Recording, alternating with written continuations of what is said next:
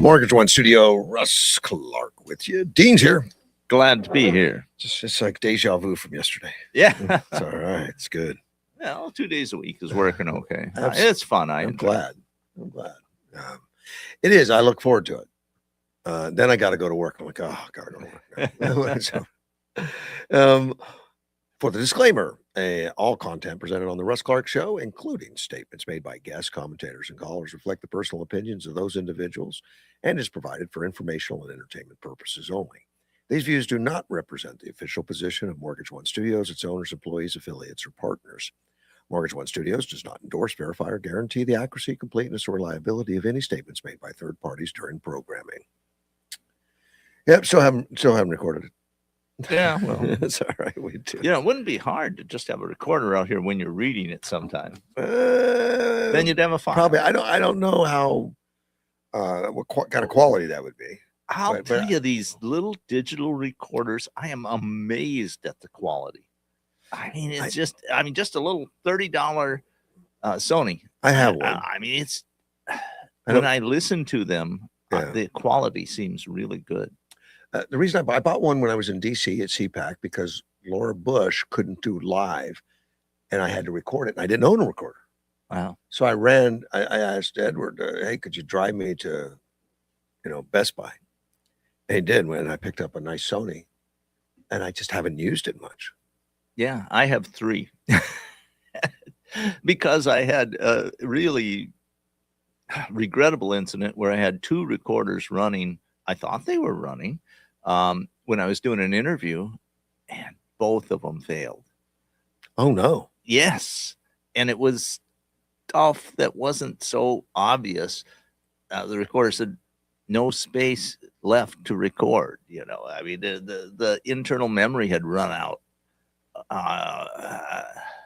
Anyway, on one, and I think another one just ran out of battery or something. But to have 2 of them, both fail. Yeah, the Sony I have is an internal battery. It just plugs into your computer.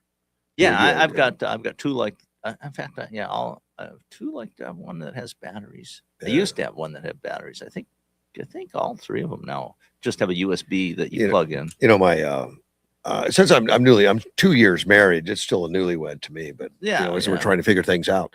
But so you record everything? I do not. That's the point. Look. I'm sorry. No. You were exactly right. I had to make the joke. You were right on that direction, though, because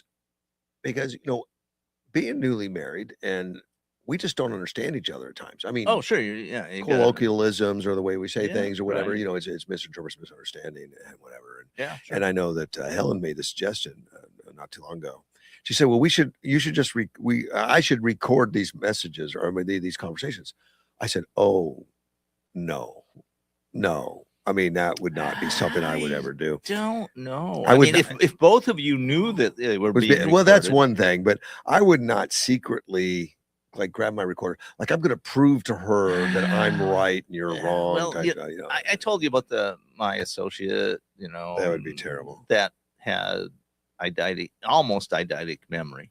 And she said that it was really a problem in relationships because she always knew she was right in an argument because she remembered everything perfectly. So it's the same in my relationship. I know I'm always right. Yeah, but I don't think you have a perfect memory. No, but I think I do. Yeah, okay. There's a difference. It's all right. It's okay. I am surprised at how easily I misremember things. It can happen. I mean, I'm thinking. I write regularly and quite a bit, and it's really important that you get your facts right. Right, you're a stickler. Well, you have to be, or you lose credibility. Yeah, and so I would remember a law or a statute or even in a court case, an argument that was made, and I sometimes will look at the facts and find out that I misremembered something. Uh-oh. I mean, it's frustrating, but it pushes me to check and recheck over and over, because and not on everything, but when I'm writing a story, I want to make sure that I have the facts right. We've mentioned it before that the human memory is not exact science. No, it's not. But there are people, it changes over time. There are people who have really good memories. They do. I will say that if you're an alcoholic, I've been told by doctors that memory tends to become plastic and fluid and really? Not reliable. You start believing your own lies. Yes, and stuff. That's exactly what they said. I don't doubt that.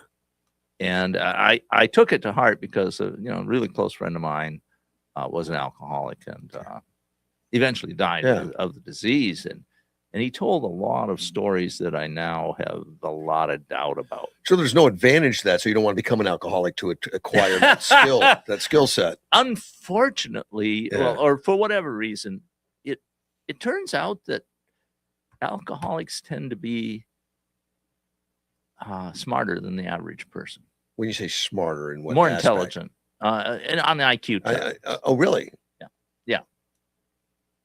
Huh. Yeah, I was surprised when I heard that, but it was like 30 years ago. An alcohol and drug counselor that I had one of the people who worked for me had a problem.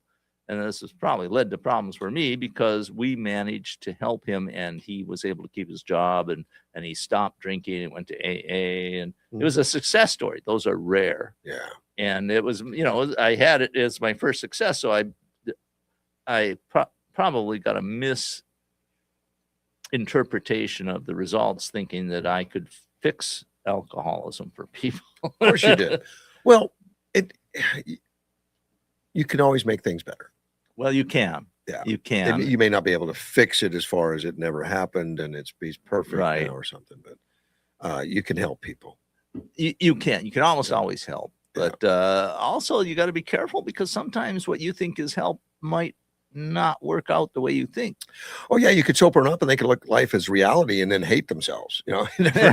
Well, I looked in the mirror today and I realized how bad I suck. Well, see, that's basic Christian attitude, in my opinion. So it's probably reality. Oh, is it to look in the mirror and say? Well, under Christian doctrine, we are all sinners. Yes.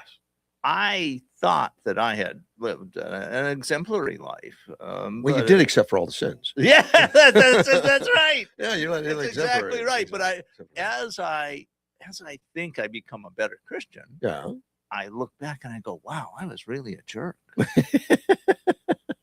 Look at that. But that's not a bad reality to look at mistakes or. But what I'm saying is growth. That's growth. Is that none of us are perfect, and if you think you're perfect, you're probably wrong. Right. Yeah. Except I think I'm never wrong, and then I mean, I look at my own life, and I think of all the mistakes. Most of them not really huge things. I mean, they may have had significant consequences. Should have robbed the bank on Tuesday. That's when the big deposits go in. Something like that, right? But I look at, a lot of it is things where you just say, if I'd have just done things a little differently, it really would have made a big difference for that other person. Oh, okay. Yeah. Yeah. And becoming aware. And of course, I've been doing 2 Bible studies. I've been trying to, I've been studying and catching up because I was like you. I was not interested in a religion early on. I wasn't raised in a religion early on. And I considered myself Christian without practicing anything or understanding what it meant. Actually, and since then it's been it's enjoyable research. It's research. Well, what I find is that it's what's that Dunning-Kruger effect? It's where people who know the most realize they don't know a lot. Yeah, I know. That's true. And I didn't know what it was called. And then the more I study, the more I realize how limited my knowledge is. Yeah, people say, I was much smarter when I was 18. When I was 18, I knew everything. Yeah, that's a point. It's sort of the old saw about how amazingly intelligence your parents grew as you got older. Right. Understand it. That's really true too. Of course, as a couple of older guys, I think we can say that as you get older, you realize that you're having many of the same sorts of experiences your parents and grandparents had, and it Oh. becomes, oh yeah, that's why they thought this way. I haven't had all the experiences. My grandfather was an alcoholic, so Well, there's going to be differences. It was a little different. Republican meeting last night was very interesting, but Warren Peterson was there. Warren Peterson is the Senate president right now, and he's running for attorney general, and so he got up and spoke. I didn't know a lot about him. I knew he was ahead in the race by 20 points or better for in the primary that's coming up tomorrow. The primary opens tomorrow. You can vote early tomorrow. Right, early voting starts tomorrow. So please do it. Just run right in tomorrow and get it over with. Get it out of the way. That way you won't forget. You'll be on the books and all that stuff. Yeah, you go to the recorder's office, right? But yes, just go downtown Main Street, walk right in, say I'm here to vote. Show them your ID. We still have an ID in this state. Yeah, I mean, I've done it. It's pretty painless. It is painless, and I don't get the mail ballots ever. I will go down and vote. I have, but I had some hiccups that happened. Yeah. So I prefer going into the recorder's office. Well, I just like voting in person. I know it's going to get there. I know it's not going to be stolen. Right. And I tell you, I tell the story of OG went in one time to vote on the day of voting. And they said, "I'm sorry, sir, you've already voted." Yeah, I recall him saying that. And he says, "No." And of course, you don't tell OG that. I mean, OG has a strong personality. Oh, man. There is going to be a disagreement very strong. I might even call it an argument or something. And then they told him, well, you can just do a provisional. Now, a provisional at that point is to just get rid of you. Basically, correct. Yeah, it's just calm this thing down, get rid of you, because nothing's going to change. Yeah. Somebody voted, they can't undo it. So there's nothing to be done. That provisional is an appeasement. And our NOG's smart enough to know that. Yeah. So it didn't calm him down. I'm surprised they didn't have to call the police to get him escorted out. He's a strong personality. A feisty guy. He is. And so it can happen. So vote early, get it done, and nobody can steal your vote. Get out there and get it done, because it does happen. Unfortunately, we can argue about the extent of how much, but never say it's zero. No, I agree. You're correct. But Warren Peterson was there as president of the Senate, and I did not realize a lot about him. And I haven't engaged in the politics as much as I used to. And it was frowned on by El Dorado, as having guests and stuff. Right. And was I given favorites? They were always looking like, well, why are you talking to this guy, not that guy? Are you giving equal time? In a business, they should be paying, and all that. So I just quit interviewing mostly. I didn't do very much except national stuff. Right. Which we're going to get back to that. But once the station is changed. But Peterson as president, and I didn't realize that, and I told you this morning, he can file lawsuits for the state if the attorney general doesn't. So he has the authority to act as a prosecutor. To act as a prosecutor, which is the attorney general's job normally, because they're supposed to defend the state. And much of the things, she won't. She's DEI, and she's very liberal, and that trumps the responsibility of her litigation. If she doesn't believe in it, and that's the current attorney general, Chris Mays. Right. Yeah. Like one came up about boys in the girls' room. Well, she's a big believer in DEI, and boys can be girls, girls can be boys. And she says, I won't take this one on. I won't take it. So he has to do it. And that actually went to the Supreme Court. And he went to argue, and they haven't got the final verdict. He feels very, very good about it, that it's going to happen. Yeah. He made an interesting comment about Ketanji Brown that she looks smarter on TV, I guess, than in person. So you got to really. I've only seen her on TV. So on video. You need to really pray for her now. That's too bad. Well, she's not. I can't believe this. She stuff makes she comes up these arguments that I think are actually what I would call progressive arguments. Yeah, and these arguments have carried the day in court cases in a lot of our courts before we got the current makeup of the Supreme Court, which is a textualist and originalist court. They believe that you should rule on the law based on what the law meant when it was written, or the Constitution on what it meant when it Yeah. was written. I mean, because it's That's basic it. contractual stuff. You look back at when the contract was written and you say, what did it mean to the parties when they wrote it? Right.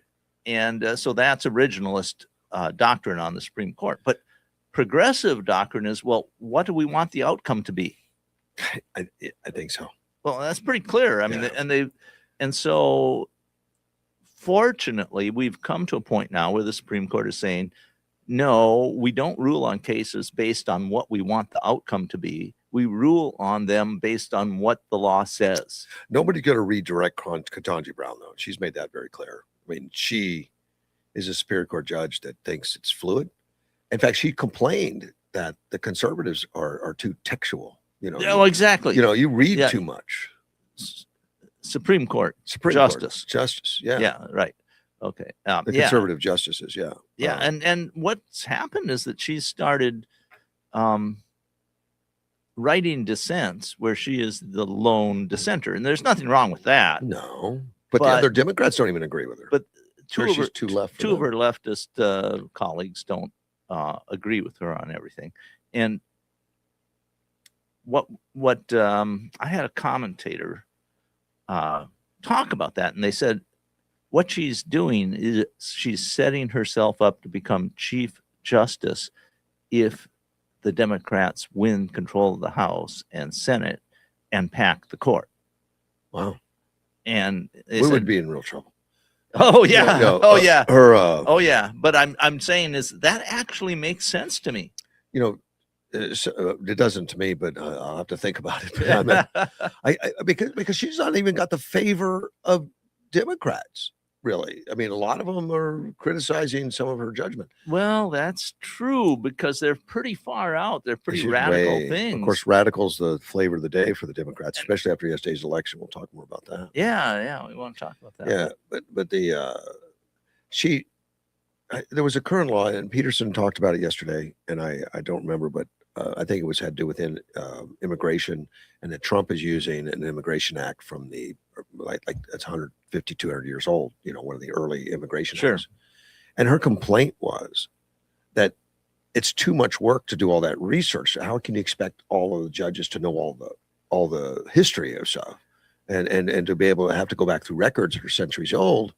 We should focus more on current feelings, you know, Sure. current, That's- and that sums them up really. I mean, Well, that's who they are. That's basically progressive thought. I mean, We're not going to change the laws. We'll just reinterpret them. Yeah. Things are different now. Yeah.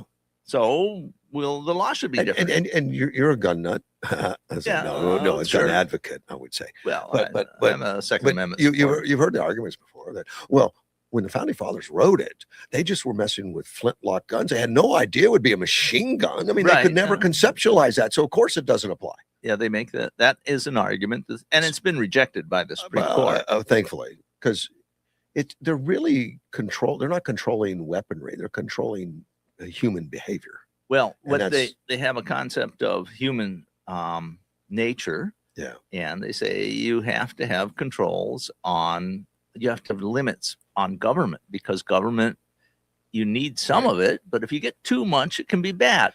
But it doesn't matter if it's a knife, a gun, a machine gun, Right. or a laser gun. Well, It doesn't matter. It's the brain behind it. That's correct. Yeah. I forget who said it. A famous author, I think, said, don't focus on the weapon. The weapon's not the danger. That's right. It's the man, or it's the person behind the weapon. But the liberals are very good for putting tags on it like it's a dangerous weapon. Well, Sure. it- And it's not completely irrational. You know, it's not like, except they frame it as the cause for the problem. right. It's and not. well, that's what they do. And I think it's a basic desire to remove human responsibility. Yeah. The human's never responsible. It's Right. always something else. Right. And so if you And I take think that, and I think that's a huge difference between the conservatives and the absolutely, it's one of the it's major responsibility. differences. and that's why and some people are very confused. Like the conservatives, believe in the death penalty, but yet not abortion. What the confusion? And it's not. It's very clear. It's about responsibility. Right. and that's it. It boils down to responsibility because they think it's it's hypocrisy to say we want to save lives in the womb, but we'll kill murderers.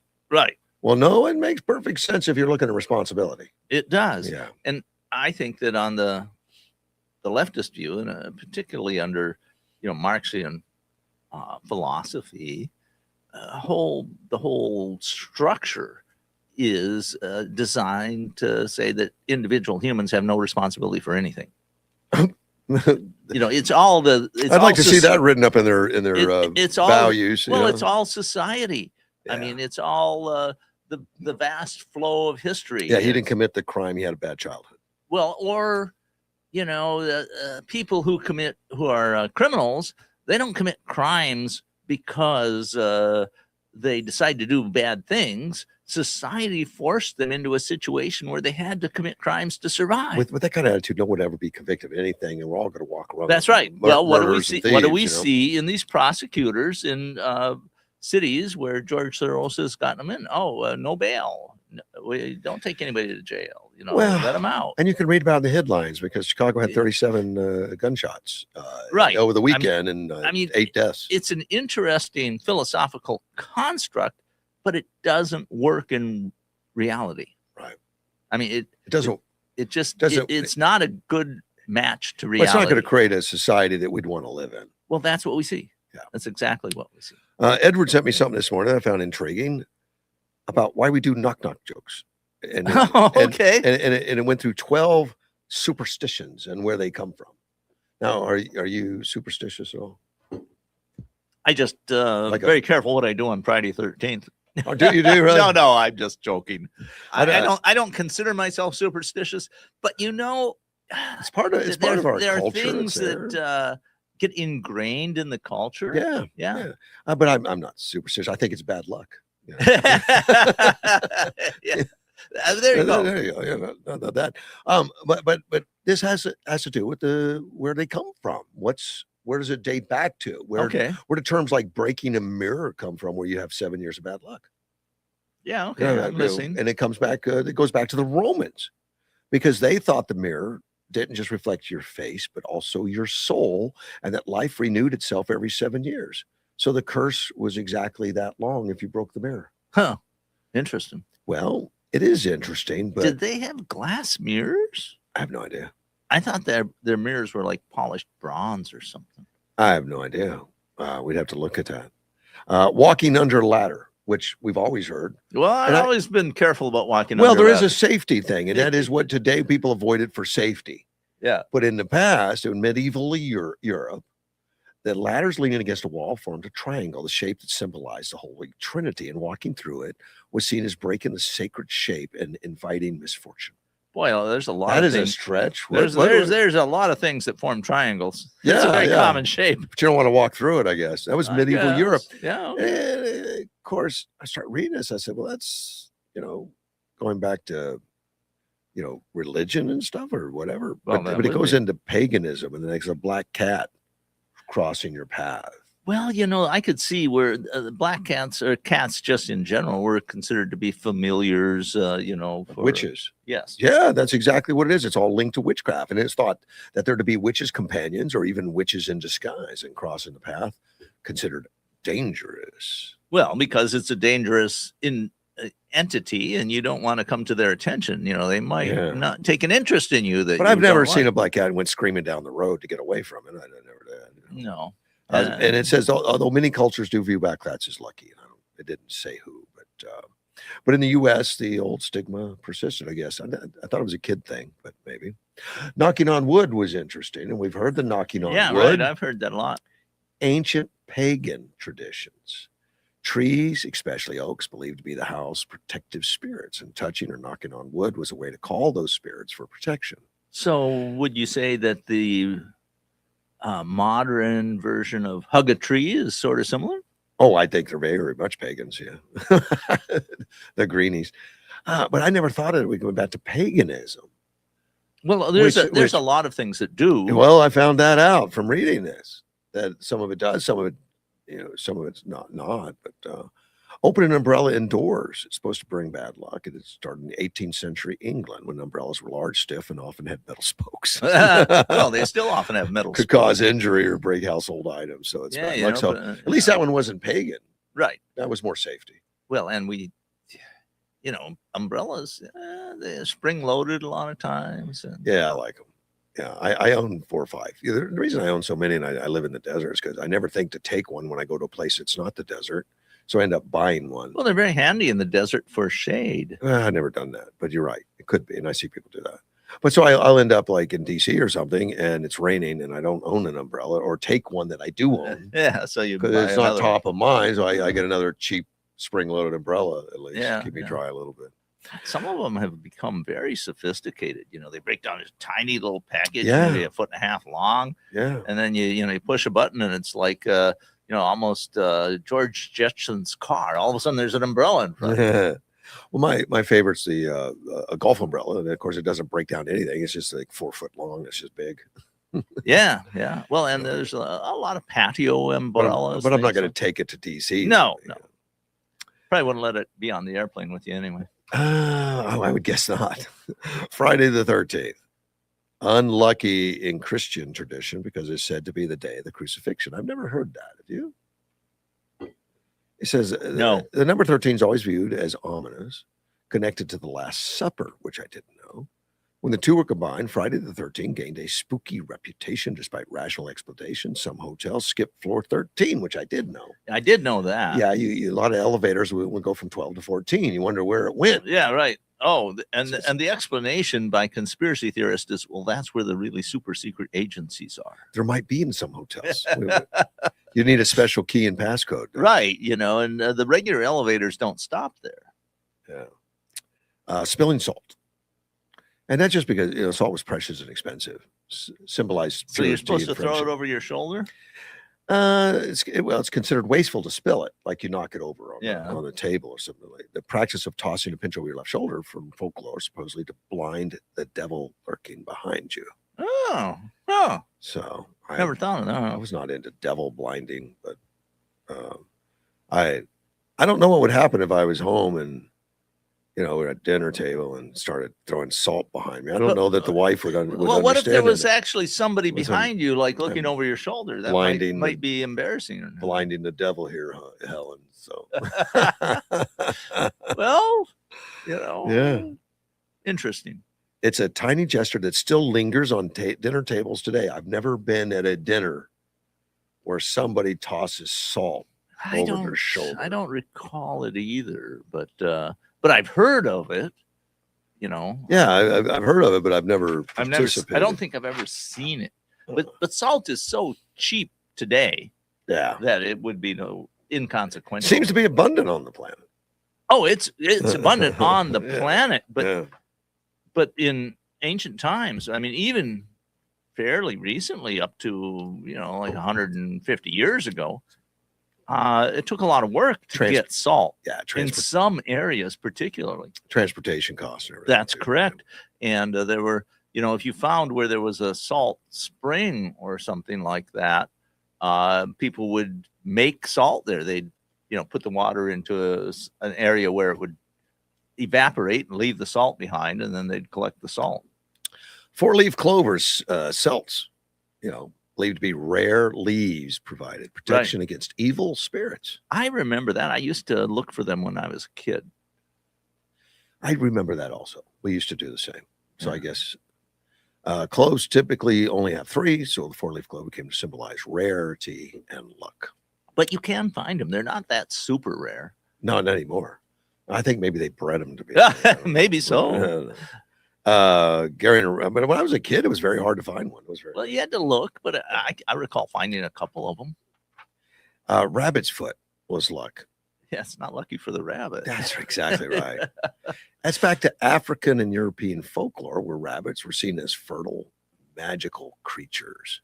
It spread through American culture in the 19th century, especially in the South. Even though it might seem unusual and potentially unsanitary, the lucky rabbit foot remains a well-known charm today. Oh yeah, I used to remember when I was a kid there were rabbit foots for sale, like in little gift shops and stuff. Yeah, I have seen them, and I recall, I think it translates over into like some of the cartoons. Like, do you recall that movie where it had Roger Rabbit? Yeah, but I don't think we chopped his foot off and carried it around. No, but he was lucky. Oh, and he was very fertile. You know, he was an idiot, Roger Rabbit. Well, I don't know. He had this It voluptuous wife. That was Jessica. Jessica had all the brains, right, and the looks. She certainly did. Tossing a coin into the water to make a wish started ancient Europe. Wells and springs were considered sacred, associated with gods or spirits. That's true. So people would drop coins as offerings for health and good fortune. So that makes me, I'm never going to toss another coin. I mean, it's a pagan ritual. It is. Yeah. Yeah, I don't think I'd do that. I may collect the coins. Fountains across the United States and around the world collect millions of coins. And I've seen that. I've heard that. And I recall reading a World's Fair. So I don't know which one. I think I was about 14 years old. So it had to be like 60 years ago. And somebody wanted to go to the World's Fair, and they were a teenager. So they hitchhiked or whatever. They got there somehow. And then they lived by collecting coins out of the fountain and using that to buy food. Stealing from the pagan gods. Yeah, well, it worked for them. I don't know if they there's been movies. What was it? 3 coins in a fountain or something. Yeah, that's right. It's a well-known. People drop coins as offerings for health, good fortune, all that, and then around the world, they collect millions. People collect millions of coins. Well, and I know Vegas had to empty them occasionally. Well, and there's some attractions, have made that into a way to get money. They say, they throw the coins in here and they go for a good cause. I've seen that at some carnivals and stuff where there's a lucky wishing well where you could toss a coin in. I've seen it in things like some parks or attractions. Wishing upon a star, superstition, wish upon a star comes from an ancient Greek and Rome, where falling stars were believed to carry messages from the gods. Again, another pagan thing. Even today, looking at the night sky inspired a shooting star inspires many people to make a wish. It does. Well, gosh, we have songs about it. When you wish upon a star. Yeah. It's a kid's song. And I know there's, I think there's movies in which that's a theme song. See, we're pushing paganism. Well, I guess.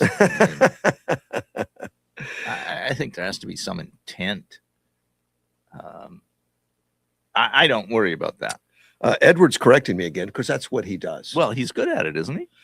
Yes. and apparently I have been at dinner with him where at one of the wine events, his wife, Jackie, spilled some salt and tossed it. See, I didn't notice. You just weren't quite observant enough, according to Edward. And Edward's probably looking at that and said, what a waste of salt. We paid good money for that. I don't know. That doesn't sound like Edward. Maybe not. Okay. Edison grows 4-leaf clovers for a school project on genetics. So, yeah. Okay. See, they've changed it. They make it not so hard anymore. That's cheating. Well, I suspect you could buy 4-leaf clovers.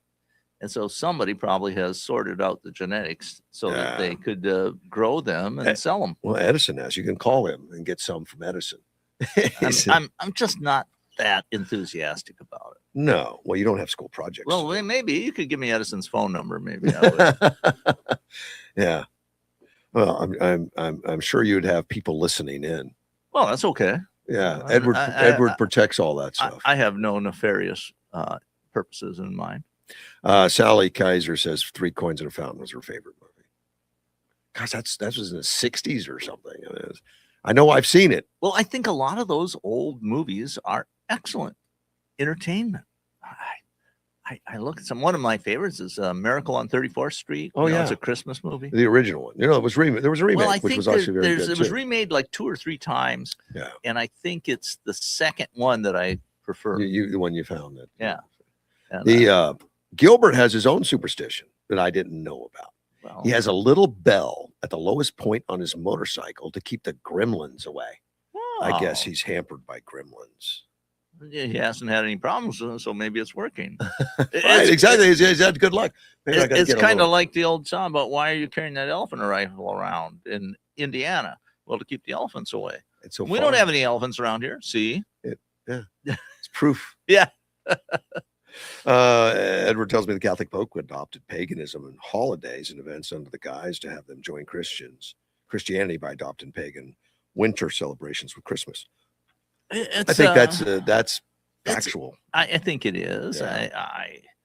I started hearing about that. I think, I think about the time I was 14, 15. Yeah. So a long time. So it's been around for people have made the allegation. That's pointed out by the atheists a lot, Yeah, it is. Yeah. So you have to hear it if you listen to any of the atheists will tell you. Well, you just stole it from the pagans. It's more the same. But I don't find that as particularly evil or no problematic. No, it was recruiting. Yeah. It was. I mean, gosh, I read the histories of some of these early church leaders and monks that went out to convert people. And wow, you read about I forget the name. I should remember his name, but there was one that went to Ireland and converted Ireland to Christianity. Yeah, and it was just amazing. And he basically went out and did good things among the people, and they said, "Oh, yeah, Christianity is a better idea." Yeah, at the point of a gun. No, he was there by himself. Oh, he's there. He did it by himself. He did not have an army behind him. Well, yeah, there have been some evils done by. Well, of course, people. They're human. We're all sinners. People do evil things. But I even look at the conquistadors, right? Which were pretty rough bunch, and they did a lot of nasty stuff. But the people they got rid of were worse. Yes, they were. It was a terrible times. Human sacrifice and cannibalism ran rampant in Mesoamerica when the conquistadors showed up. But they were peaceful cannibals and sacrifices until the conquistadors. I mean, we have archaeological finds of thousands of human skulls arranged, because they were sacrificed to the Aztec gods. They're like Aztecs, yeah. So maybe that's why they're not around anymore. Actually, I would say that the Incas were not as bad as the Aztecs, from what I can tell. You're more the historian than I am, but I've read some of the stuff on it that they were pretty tough. They were, and the conquistadors. Now, I recommend if you want to hear about the conquest of Mexico, when it was run by the Aztecs, the very best book on it is The Discovery and Conquest of Mexico by Bernal Diaz. He was a foot soldier under Cortez. And so it's a first-person account. It's absolutely brilliant, well-written, easy to read. In English translation, there's a couple different ones, but they're good. Yeah. Let's take a phone call. Gilbert, you're on the phone. Yes, I read some history. I believe the Spaniards, along with the shore natives there, helped conquer the Aztec. The Aztec were getting people from the shorelines and the communities, taking them up for sacrifice. Have you got some wind there? So I'm having a hard time understanding. Oh yeah, I got my fan going. Oh, okay. Hang on. I have my fan. I thought he was running. I thought he was running down the street. Or I thought he might have been outside, but it's much better now. Yeah, I just turned it off. I am outside in my patio. Okay. We got these little dark black mosquitoes that you can't see till the light. Yeah. Thank you, Coffee.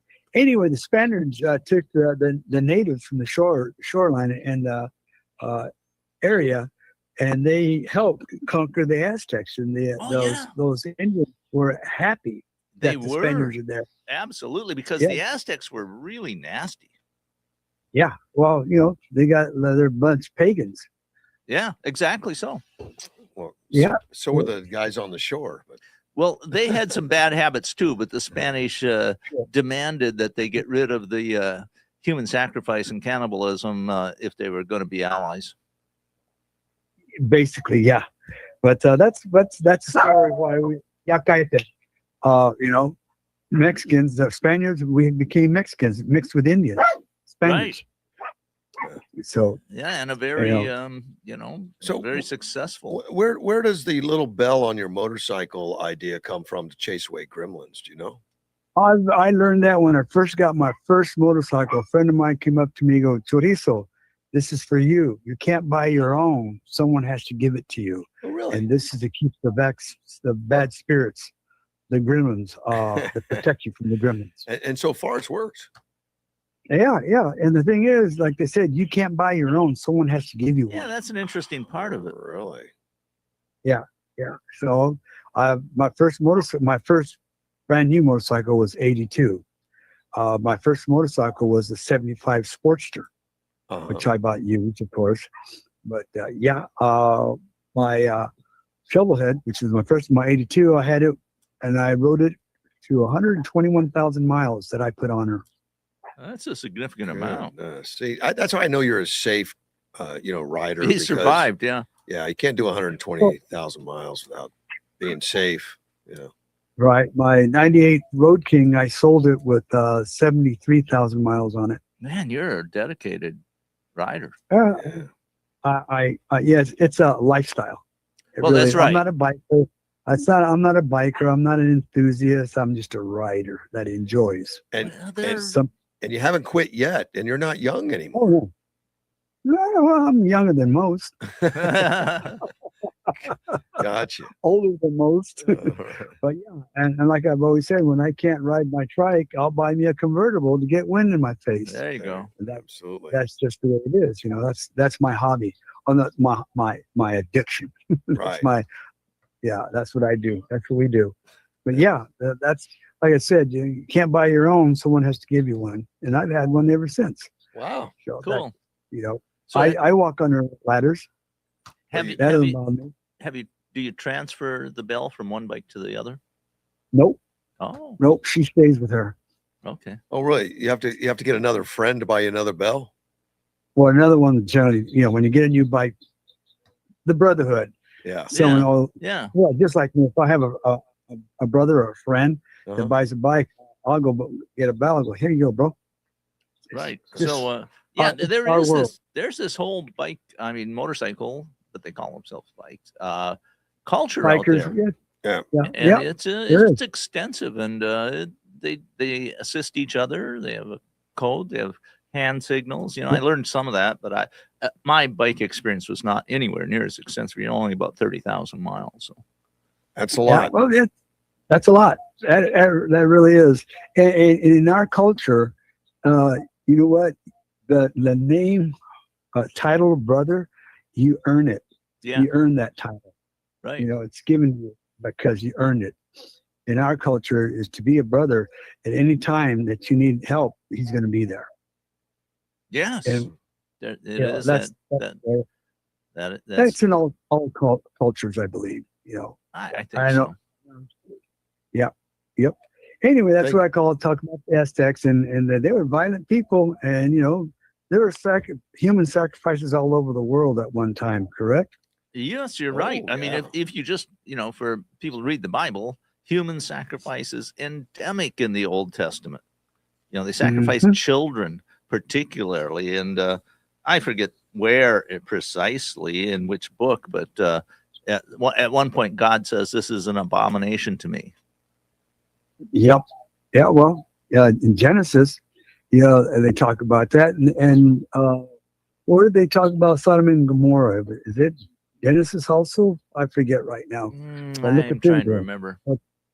But look what they did. Yes. So, but I particularly, I have come to the opinion that it wasn't an aberration when Abraham was going to sacrifice Isaac.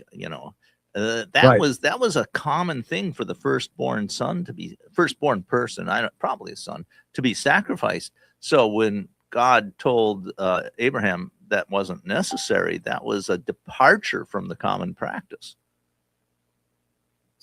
Yep, you're right. Anyway, I can go back to what I'm doing, and I'm enjoying it because it's nice and cloudy, humid, thus the fan. Thank you, sir. Okay. Take care. Got my Yeah. That's nice of them to turn it off. Edward assures me there's still human sacrifices today. I'm sure there are. Just renamed it to marriage. Oh, boy, I'm not going there. Rough, I'm not going His there. His wife obviously doesn't listen to this. Well, okay. I wouldn't be so certain, but I guess Edward knows her. So. He knows her. Yeah. the longest joke in Ireland is that, and he's Irish, is that the Christian who came to Ireland to convert was known as Father Whiskey, and his nun helper draft ale. Well, of course, if it's an Irish, it has something to do with drinking, right? Yeah, well, I guess I'm trying to think when they learned to distill, alcohol, make it much stronger. When did distillation become a thing? I don't know. Wasn't that a religious order that did that? I don't know, but I don't think the Romans had it. I don't know.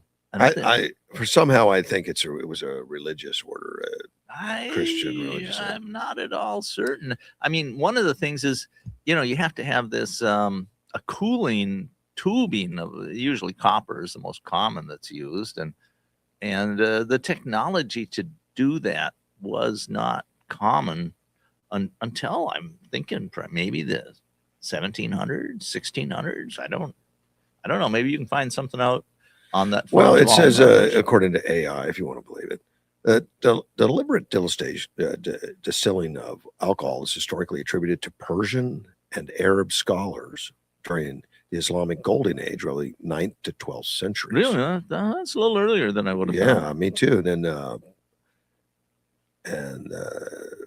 wow, goes way back. For some reason, I thought it was a Christian order or European monks here, 12th to 13th century. Yeah, okay. Well, the knowledge of distillation was translated into Latin and spread to Europe by scholars who learned from Arab teachers, monks in regions like Ireland. Yeah, of course it's in Ireland. Yeah, I'd be curious how the Persians and Islamics did it, because making tubing, I thought, came kind of late.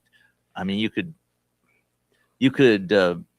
basically hammer tubes out and then solder them together, I guess. But the monks in the regions of Ireland and Scotland took the knowledge and applied it to fermented grains to create what they called aqua vitae, or water of life, which is the root for whiskey. Yeah. Whiskey comes from water of life? Yeah. Wow, I didn't know that. Well, the water of life was probably alcohol mostly. That's what it was. Yeah. So I'll have to look that up, do some research on it. It sounds a little interesting. Yeah. Now, I had heard that in some cultures they learned to increase the concentration of alcohol in wine by setting it out in cold weather, and then ice would form in the wine, and then you took the ice out. That was almost all water, leaving a higher concentration of alcohol in what was left. The Senator Mitch McConnell, who's 84 years old, will not return to work this week after hospitalization from 9 days ago. Yeah, he's got some serious problems. Will not vote this week following hospitalization.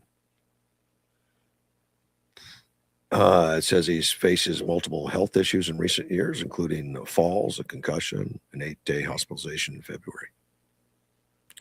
Yeah, he's been in rough shape for a while. There's a lot of video of them out there freezing up at lecterns when he's talking, and staff whisking him away and that kind of stuff. Right. Loading him in a van from a wheelchair and stuff. I mean, he's been in a bad way for a while. Well, wasn't that kind of similar to what happened to Harry Reid too? When he was majority leader in the Senate? I think he was beat up by the mob in Vegas. Well, that's a persistent rumor. Yeah, because his face was all black and blue, and and swollen, and he says he was exercising. He was exercising with a machine or something. No, it was the rubber band straps and stuff. Oh, and it broke and slapped him in the face. Oh, well, it can happen. I've never thought of that story after being beat up, but maybe it's true. Maybe it might be true. I wasn't there, but exactly.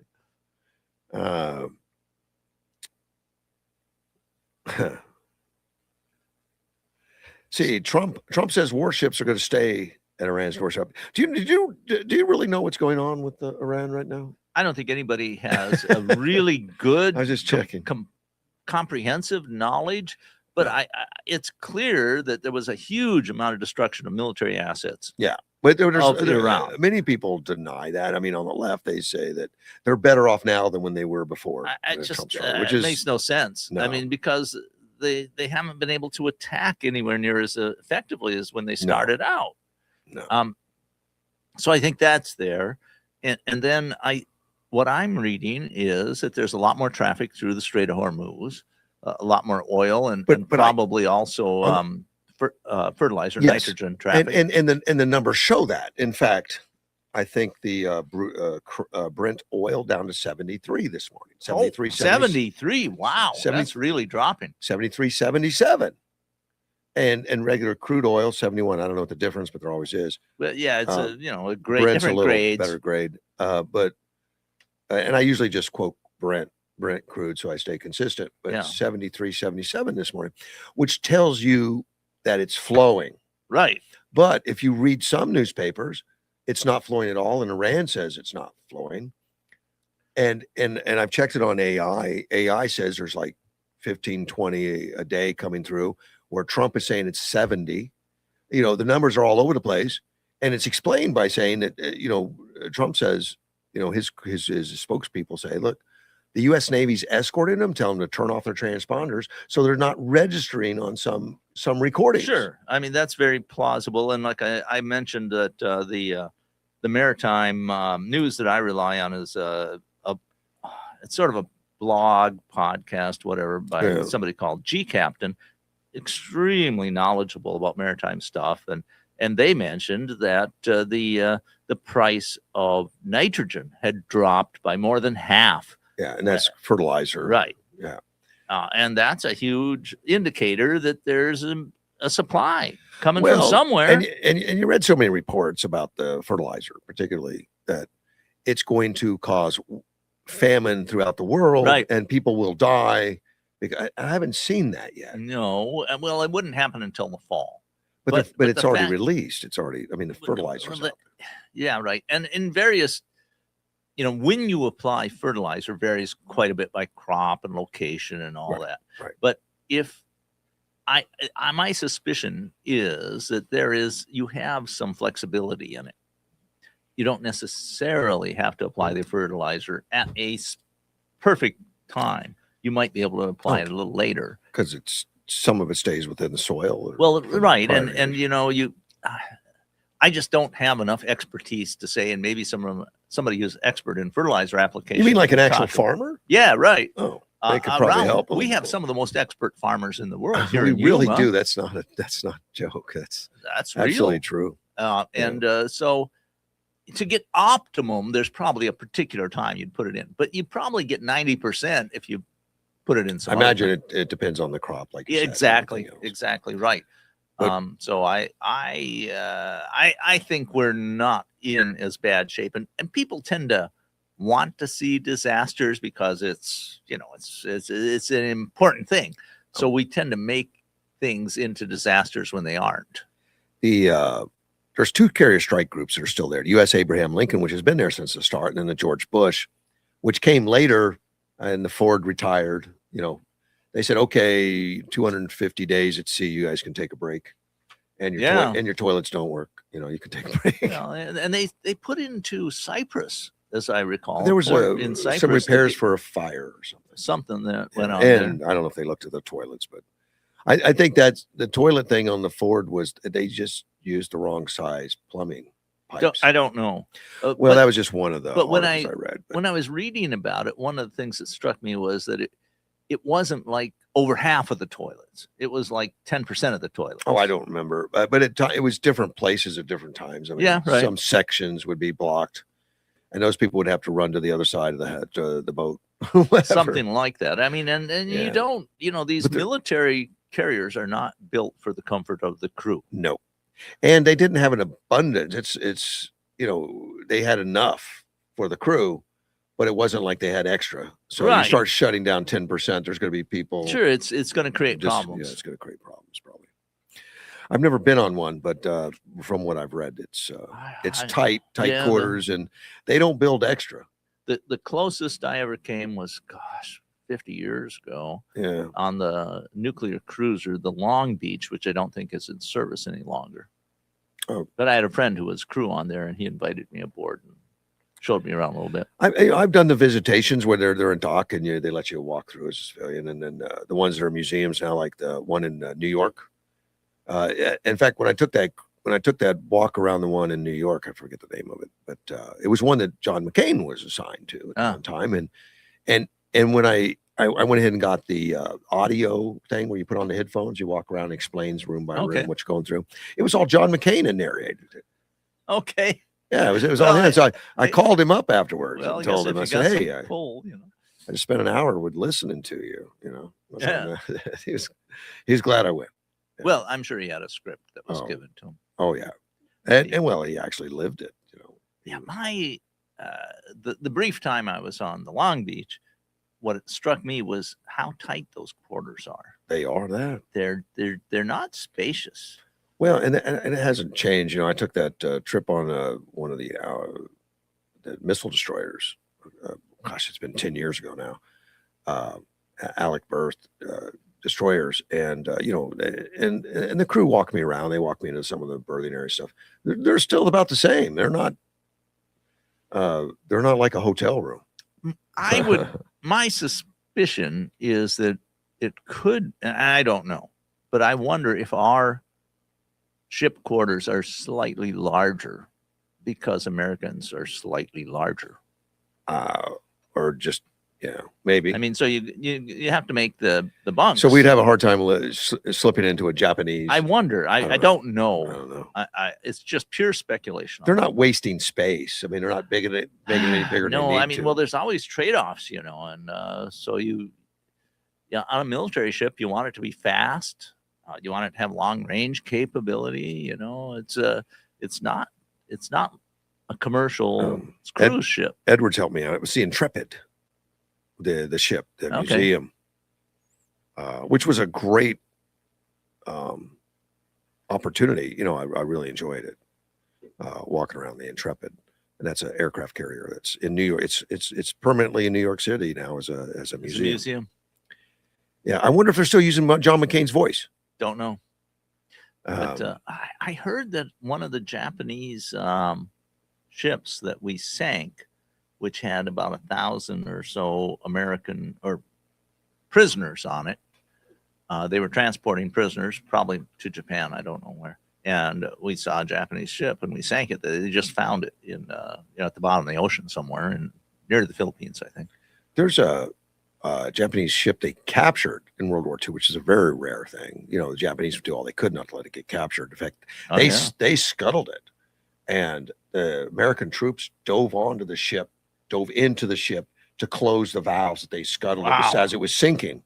Kind of a dangerous operation. Yeah, no kidding. You know, like and I'm not even sure they knew exactly where it was. I was going to say, you know, it's a different ship. It's not American built. I think it was the British helped design those ships. But they towed it back through the Great Lakes, and it's in Chicago, actually.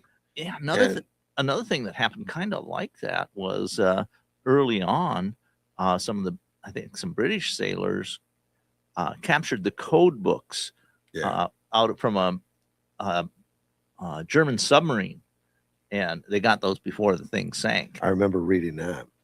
Of course, our codes were much better with the Indian code talkers. Well, that was very helpful. Yeah, they just couldn't. I mean, that didn't make any sense to anybody but the Indians. They spoke Navajo and different dialects that code talkers. Yeah, apparently that was a big deal. That really was a huge, very successful. Yeah, because they couldn't break it.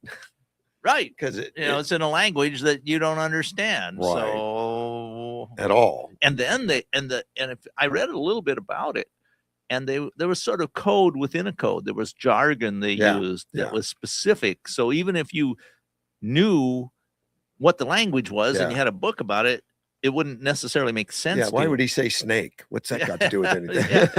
Well, that meant something different. Right. Yeah, who knows? So that was a very successful program. And, you know, I often wondered, well, how is it that we broke the Japanese code and we had the Ultra program that NK Ultra, I think MK Ultra, that broke the German code. And how is it that the Germans never broke it? Well, they did. And the Japanese broke some of our codes too. It's just that the codes we broke seem to be a bit more important. Okay. But the Japanese had broken some of our codes, and they I guess some of it wouldn't be that important. Like you get a delivery of toilet paper on Tuesday or something. I don't know. I think there was a a naval code that the Germans broke for us. So they had some of our naval transmissions that they were able to get, and I forget what the Japanese broke, but I think they also had one of our at least one of our codes. They broke. I was surprised; I'd never heard of it before. I would imagine though, in today the secrets are much less because the spy satellites and everything. You can't move a flotilla of anything. It's very hard to hide anymore. Yes. We didn't have the reconnaissance that we do now. I mean, we have it from space. Yeah, I think I've mentioned this with the Ukrainian war. It's so hard to hide anything. Even if you got cloud cover, everything else. I mean, it's just you've got these drones, you've got satellites, you've got just so many ways of seeing the battle space. But it's really hard to hide. Like during the Civil War, reconnaissance was such a big deal. They because they couldn't see troop movements. They didn't know troop size. They didn't know anything. Now we know. The way you did reconnaissance is you sent out patrols, and when they ran into opposition, you knew that's where the enemy was. Yeah, they didn't come back. Well, or they reported back. Yeah, one of the two things. Right. But I mean, yes, and then you tried to, and of course, spies have always been very important. They still are. Yes. Except we hate their spies. Well, everybody spies on everybody all the time, pretty much. Yeah. Edward says there was a standing order to kill any Navajo code breakers, so do not allow them to be captured. The Indians are the ones who made this suggestion. Yeah, don't allow them to. They served with distinction. They did, and there's been a lot of accolades thrown at them for saving many lives and operations and everything else.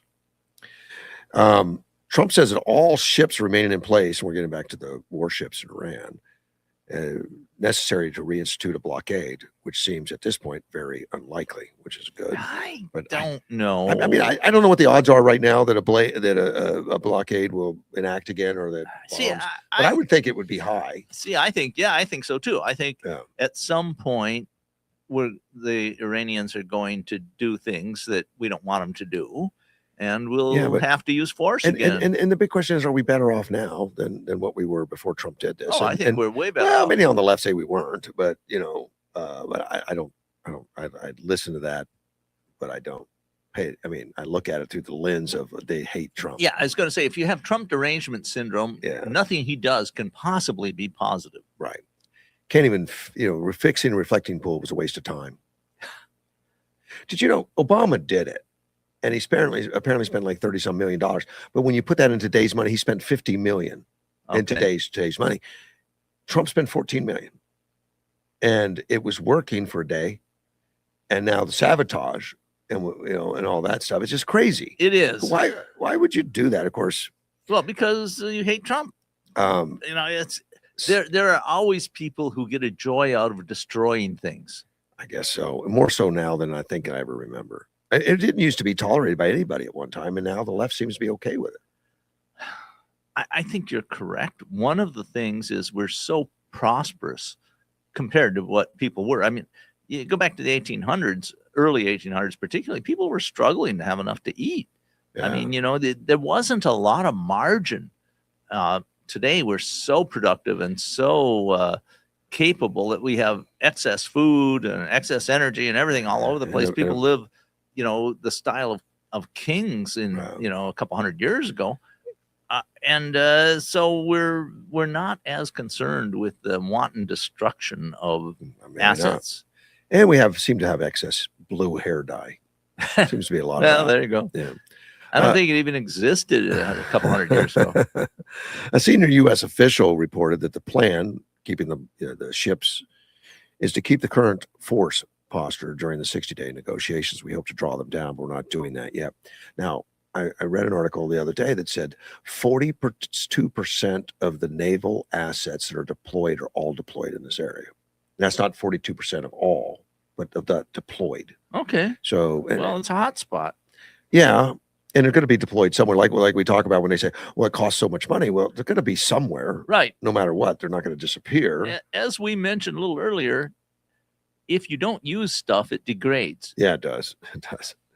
But I think it was Hegseth that said one time it was like 10% of the military capacity was in Iran. I mean, Or 40, in the 10% of the Mediterranean Persian Gulf area. yeah, 10% of the capacity. Of course, that includes everything, Air Force, everything, Army, all that stuff. Yeah. 10% of the DoD was in there, which was not nothing really huge, really, to come to think of it. But Yeah, now I was hearing 42% of deployed. So yeah. I guess it depends on who's writing it. Well, I'm always skeptical of any of these numbers because Right. it is military and warfare kind of oriented. And so, you don't want to just give away factual information to opposition. Yeah, there's no timetable provided at all for what they're doing. Okay. And Trump has said that, whatever it takes, I got all day. We got time. Time's not. And we all know it's not completely true, but he wants to let them know I'm not pressured. I can Yes. wait you out. Correct. And I think this 60-day thing is a wait out period as much as anything. And I know some people are panning the agreement, that they made, which was Well, it's just an agreement to negotiate. yes, exactly. It really has no fixed But- parts to it. But I guess that we're not going to shoot at each other for a while. But it's more than Trump haters that are mocking it. There's a lot of Republicans now that are saying it was not a good one, but it's not inked in as an agreement as much as a discussion. Right. But I don't know where it's going. They say there's over 50,000. There's about 50,000 troops deployed in the Middle East, but a lot of them were deployed long before this. Oh yeah, true. I think didn't I hear like 10 to 15,000 that were deployed strictly on this flotilla. Sounds reasonable. I mean, Yeah. there's one aircraft carrier has about 5,000 people. Yeah. Edward assures me that the Department of War will not release U.S. military secrets, as that is the job of the New York Times. He's That's making all a it- joke, but there's a lot of truth to it. Yeah. See, I guess he's funny when he's jogging. Yeah. He has a sense of It's humor. the I'm job sure. of the New York Times. We're going to look him up. Iranian officials have suggested that shipping restrictions could return if negotiations go. Of course, they are so bombastic on a day. It's like they know they're king of the hill. We're the king. It's right out of Baghdad, Bob. Oh man, There are no tanks within 100 miles of Baghdad or whatever. But it sounds like Trump when he walked in on the G7. I'm the boss. Well, yeah, for him it was hilarious. For the Iranians, I look at it and say, "You guys are idiots, man. What are you talking about? well, Your, your clothes are still on fire." I guess they're playing to their home audience. Yeah. Well, that makes sense. Let me see. Looks like I've got a phone call. We'll take it. You're on the air. Good morning. Yes. Hi there. I'm just We're when do- you were talking there about the code breakers yes. and things like that. And Dean was mentioning that they had broken our codes, but the big difference was that we actually, both the British and especially the Americans, we turned code breaking into an industrial scale operation. We were able to capture so much more of their communications and actually decode and transcribe a greater volume than they ever could. We literally built hundreds of code breaking machines that had thousands of people working on the effort. And so they, even though they had broken our codes, there was so little information they actually gleaned from it, and such a small percentage of our communications that they actually were able to transcribe and put into use compared to what we did for theirs. That's interesting. And so that was that was the biggest difference, is that we just had such a huge volume of their communication that we were able to actually get into the field and into people's hands, deciding what was useful and what wasn't. That's what made the biggest difference. Well, all throughout World War II, once we got into it, the Americans got into it, we just simply outproduced the rest of the world on all the equipment war and material. So everything, this is kind of another example of outproducing our opponents. Oh yeah, I wonder how that's much exactly of it. it. And, the British built, like you said, that first code breaking machine, the MK Ultra, and then the Germans knew something was up, but they couldn't possibly believe that we had broken their Enigma system. But they added a fourth dial to their original 3-dial design, and then that increased the efficiency of theirs exponentially. And so that one code breaking machine the British were using just couldn't cut it anymore. Just couldn't handle the volume of calculations that was necessary. So they took Alan Turing, their guy that was the designer of that basically and the father of it, and brought him to America, and he worked with American industry, and we mass produced hundreds of code breaking machines that were more efficient and faster than his original one in Britain. And that's what turned the tide. That's fascinating stuff. I did not realize that. But I wonder how much. I knew some of this beforehand, but I learned a little bit more just 2 nights ago. It was Tom Hanks had a special on code breaking that he was narrating. I didn't in World see War that. II, and they had a bunch of that information on it. It was on one of the Discovery or History channels. I don't remember which channel it was on now. Do you recall which of our codes the Germans and Japanese broke? No, they really didn't cover that much. It was just Okay. mentioned in passing that they had, even though they had broken some of our codes, it was nothing compared to. Yeah, they just The didn't sheer have volume. the volume of it. Yep. Yeah, interesting. Yeah. And the other interesting thing when you talked about the capture of the code books from the German submarine, Right. what I did not know, because we kind of think about the movie versions we see and things like that, is that there were 3 people that were sent on to that submarine to recover it, and they found the code books and things. And as the German sub, which had been scuttled, was sinking, and 2 of them didn't make it out, and the third one was only like a 16-year-old aide to one of the officers or something like that. And he was actually pushed out of the hatch in the conning tower by the force of water rushing in, like a cork popping out of wine Wow. bottle. He's the one that survived.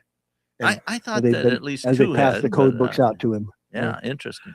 On the show I saw last night, that I say that was narrated by Tom Hanks, and I cannot remember the title of it, but it was on World War II and specifically code breaking. That there were 3 sailors on there, and that 2 of them perished. Didn't Yeah, make it I out. knew that 3 had gone And in. the 16-year-old had got pushed out by the water rushing in. Now, you mentioned, just the volume of people that were sitting down breaking codes and all that kind of stuff. I wonder, once you break code and you're reading script and all that, how much of that is actually valuable that denotes troop movements that's actionable or something. Imagine you got to sift through thousands of pieces of paper to find. And then you've got to analyze it Yeah, because, what you get a Yes. piece of information here and another piece there, and then you put them together. We had a major effort on it for certain, and it was absolutely critical to us winning the war. Like in Midway, we learned the positions or where the Japanese carriers were coming from. So it was really, really important in the war effort. I appreciate the call. All right, thank you. Thank you, sir. Bye-bye. Yeah. That would be a boring job, but it would be better than going into a foxhole. I don't know Yeah. if it'd be boring. I mean, you're Yeah. dealing with life and death for hundreds of thousands of Right. people. I mean, I wouldn't consider it boring. Now, what they needed, of course, were people who were very fluent in the languages. Right. Because if you break a Japanese code, you've got to be able to read Japanese. that You know, would help. That would be helpful. And the same thing for German. Now, Yeah. in the U.S., we had a fair number of Japanese speakers and German speakers. And I recall a story from my father, not to do with code, but when they did the raid on the heavy water plant in Norway, they recruited one of our neighbors, it turns out, because he was a native speaker of Norwegian. And so he was on that raid. My father said he never talked about it much, probably because it was pretty nasty memories. But so that was an advantage to an extent that the Americans had. We had a lot of people who spoke languages of our enemies. My grandfather was at World War II, but he was 33 when he was drafted. So it was late. Yeah, that's You know. getting kind of old, almost to the edge. I don't know. Yeah. He was an old man when he went through basic. He was the old guy at 33 Yeah. that went through that. But he didn't talk much about it, but he spent a lot of time in France, and doing all that kind of stuff. But, he'd tell me little stories, that were harmless. But he spent a lot of time digging foxholes. Yeah. He says it didn't matter what you had, a butter knife, Yeah. what kind of tool, you're going to get as low to the ground, in the ground that you can. He said one night him and a buddy dug a foxhole, got into it, and then they saw the Germans coming at them all night long. He said they fired all night long, and they would knock down Germans, and more would come. Knock down Germans, more would come. And in the morning, when they woke up, they went out there and wondered what the battlefield looked like. It was just some shot up fence post. That's a funny story, but yeah, But I can understand that. Yeah. But all night they were shooting fence posts. Well, I had a neighbor who was a World War II vet, and often it seems to be the case. Once they find out you've been in the service, they're willing to open up a little bit more. Yeah. And he talked about he had gone in. I don't remember what wave on D-Day. It was probably a little later, and he went all the way into Germany, and he said that he saw very little where there was actual small arms fire that amounted to much being traded. He said our artillery was so effective that basically they'd shell the heck out of German positions, and then the infantry would advance, and they'd basically just clean up survivors. That our artillery was so incredibly effective, and we had huge supplies. I mean, we just outproduced our opponents. It wasn't near as accurate then as it is now, though. Now it's so well. It's incredibly accurate now, but back then our artillery was the best artillery in the war. Was it?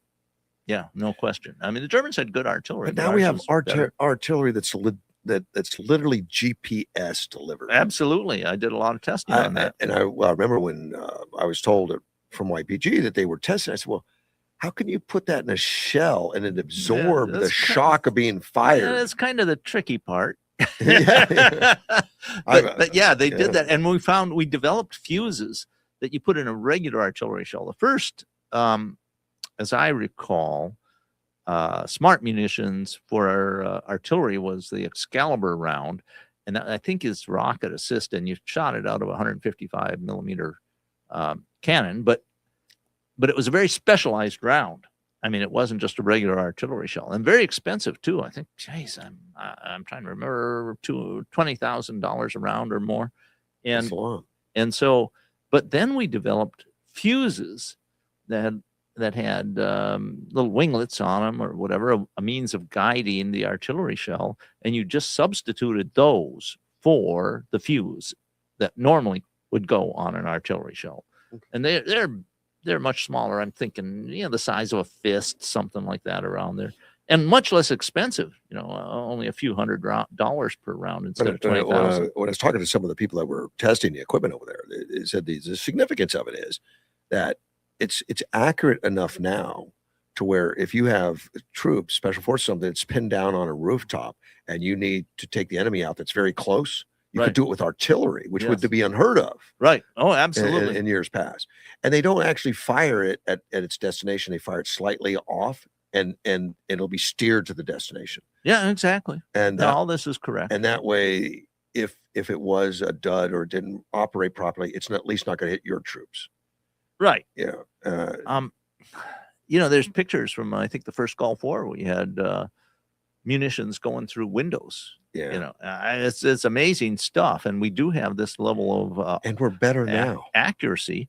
And now the drones are becoming so important, where you actually see exactly what's going on. And they can act as forward observers too. I mean, it used to be we had to have somebody out there. It was a very dangerous job being a forward observer, because you're watching the artillery. It's not dangerous from the artillery, but you're right at the front edge of the lines. So you're in a dangerous position, and they had a lot of casualties. I got a little bit of training as a forward observer in the military. All officers got some, and for a short while I was assigned to Fort Sill, but when they figured out that no, I should be going somewhere else. Sure.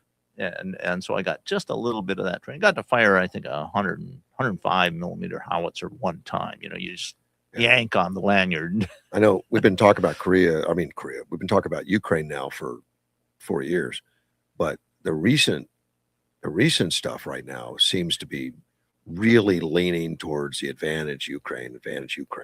That's what I'm hearing. I'm hearing more and more of it. It's kind of odd, because it appears to me, other people may have different experience, that once we engaged with significant kinetics against Iran, all of a sudden we weren't hearing much about Ukraine. Right. I mean, and Kind of disappeared. it just seemed to go off the radar in a sense, and I'm not sure exactly why. I think we got bored with it. It's supposed to be over in 3 days, and we've been watching it for 4 years now. Well, So that's the big thing to me. That's a sign that it's just fatigue. that Ukraine has been incredibly effective at surviving. Yeah. I mean, the big thing for Ukraine is to just survive. So whereas the Russians are trying to take ground. Now, people say we should just go ahead and wipe Iran off. It'd be easy. We could do it in 3 days. I think that's what Putin said 4 years ago. Yeah. Well, I think I really believe that Donald Trump doesn't want to destroy all the infrastructure in Ukraine. He's looking for civil war. He's looking for somebody to come, the I think Iranians that's to take that's over. a serious possibility, from and the I've Revolutionary seen Army. some Yeah. indications that the theocracy in Iran is nowhere near as in command of things as they were, a couple months ago. Edward says that we may have superior arms, but we are not prepared for an invasion of those who do not use standard pronouns. Because Hegseth took over and he took the pronoun, education away. So I guess it could be a harm. And speaking of Hegseth, I just saw an article this morning before I came in that he was given at White Sands Missile Range, that he was given a demonstration of our laser weapons, our latest laser weapons that we are testing and I have fielding. no idea what our capabilities anymore. It's changed so much, I'm sure. They're advancing rapidly. It takes so much power.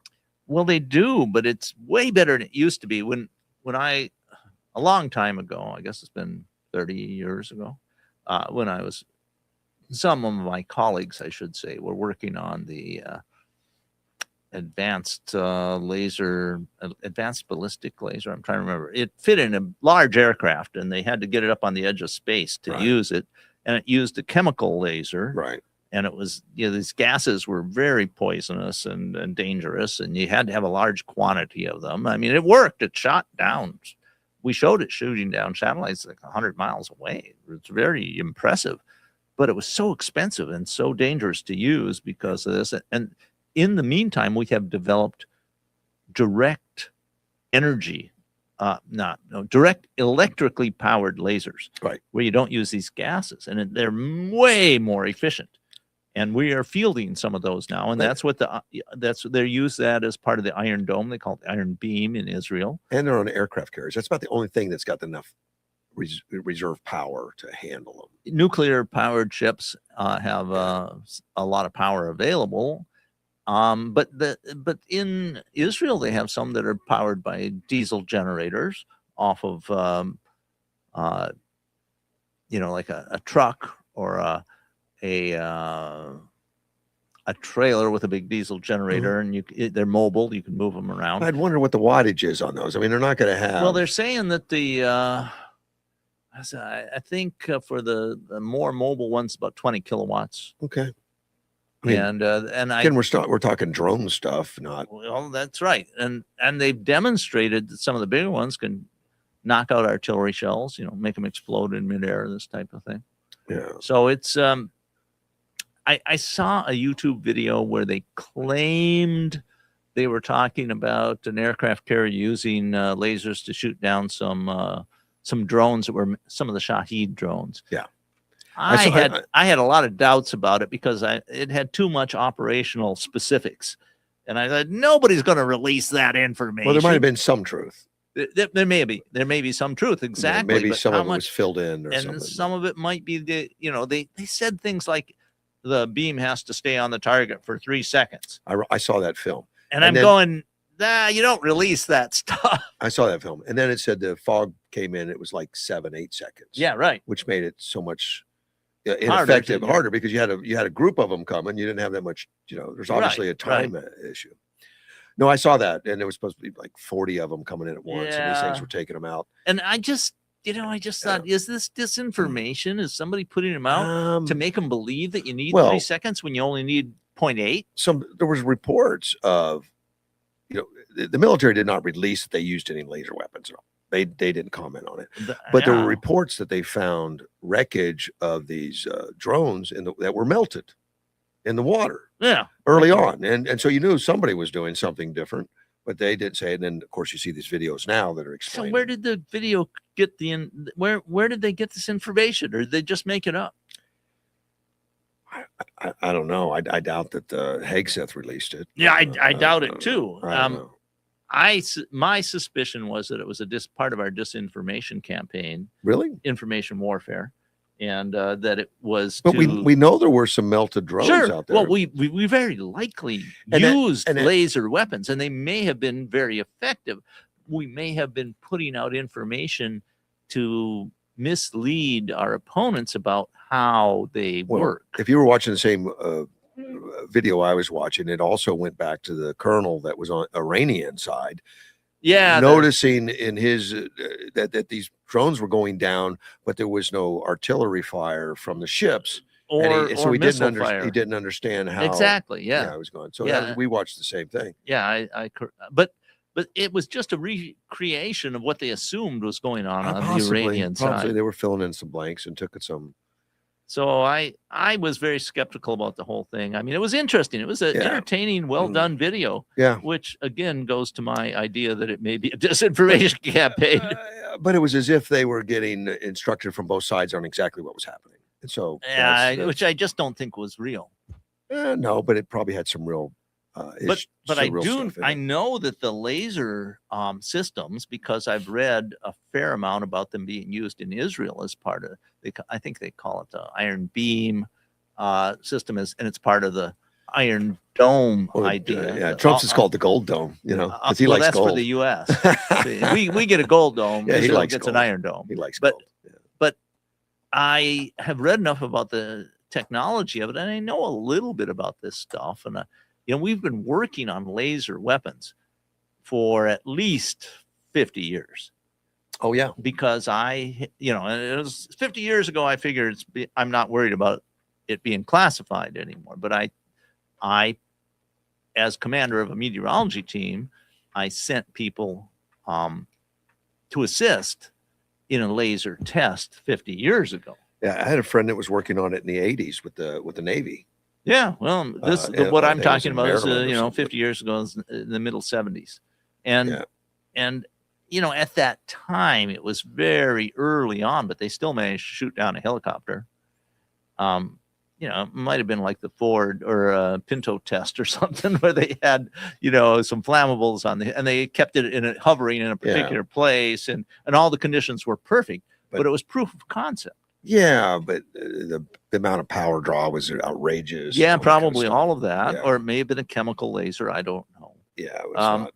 But and I never knew, because I did not have a need to know. I just needed to know you send these people to this test. But now they're actually active, being used, Oh, absolutely. and they came in a container. The one that was explained on that video. On that video, yeah. It was like one of those containers you'd see that they just put the container on the ship, plugged it in. There was no reworking. The only real modification is they had to put a hole through the hull for the power cable. Yeah, that's it. But even in that video, it showed, well, and then this guy walks by and checks it out every once in a while. It's hot, but it's doing okay. Yeah, right. Yeah, That that was, stuff. and that all of that. I mean, getting rid of waste heat is one of the biggest problems for for lasers, particularly because they are not perfectly efficient. You're going to have a little bit of waste heat, and actually a laser has a fair amount. They're way better than they used to be, but they still produce a fair amount of waste heat. How do you get rid of that?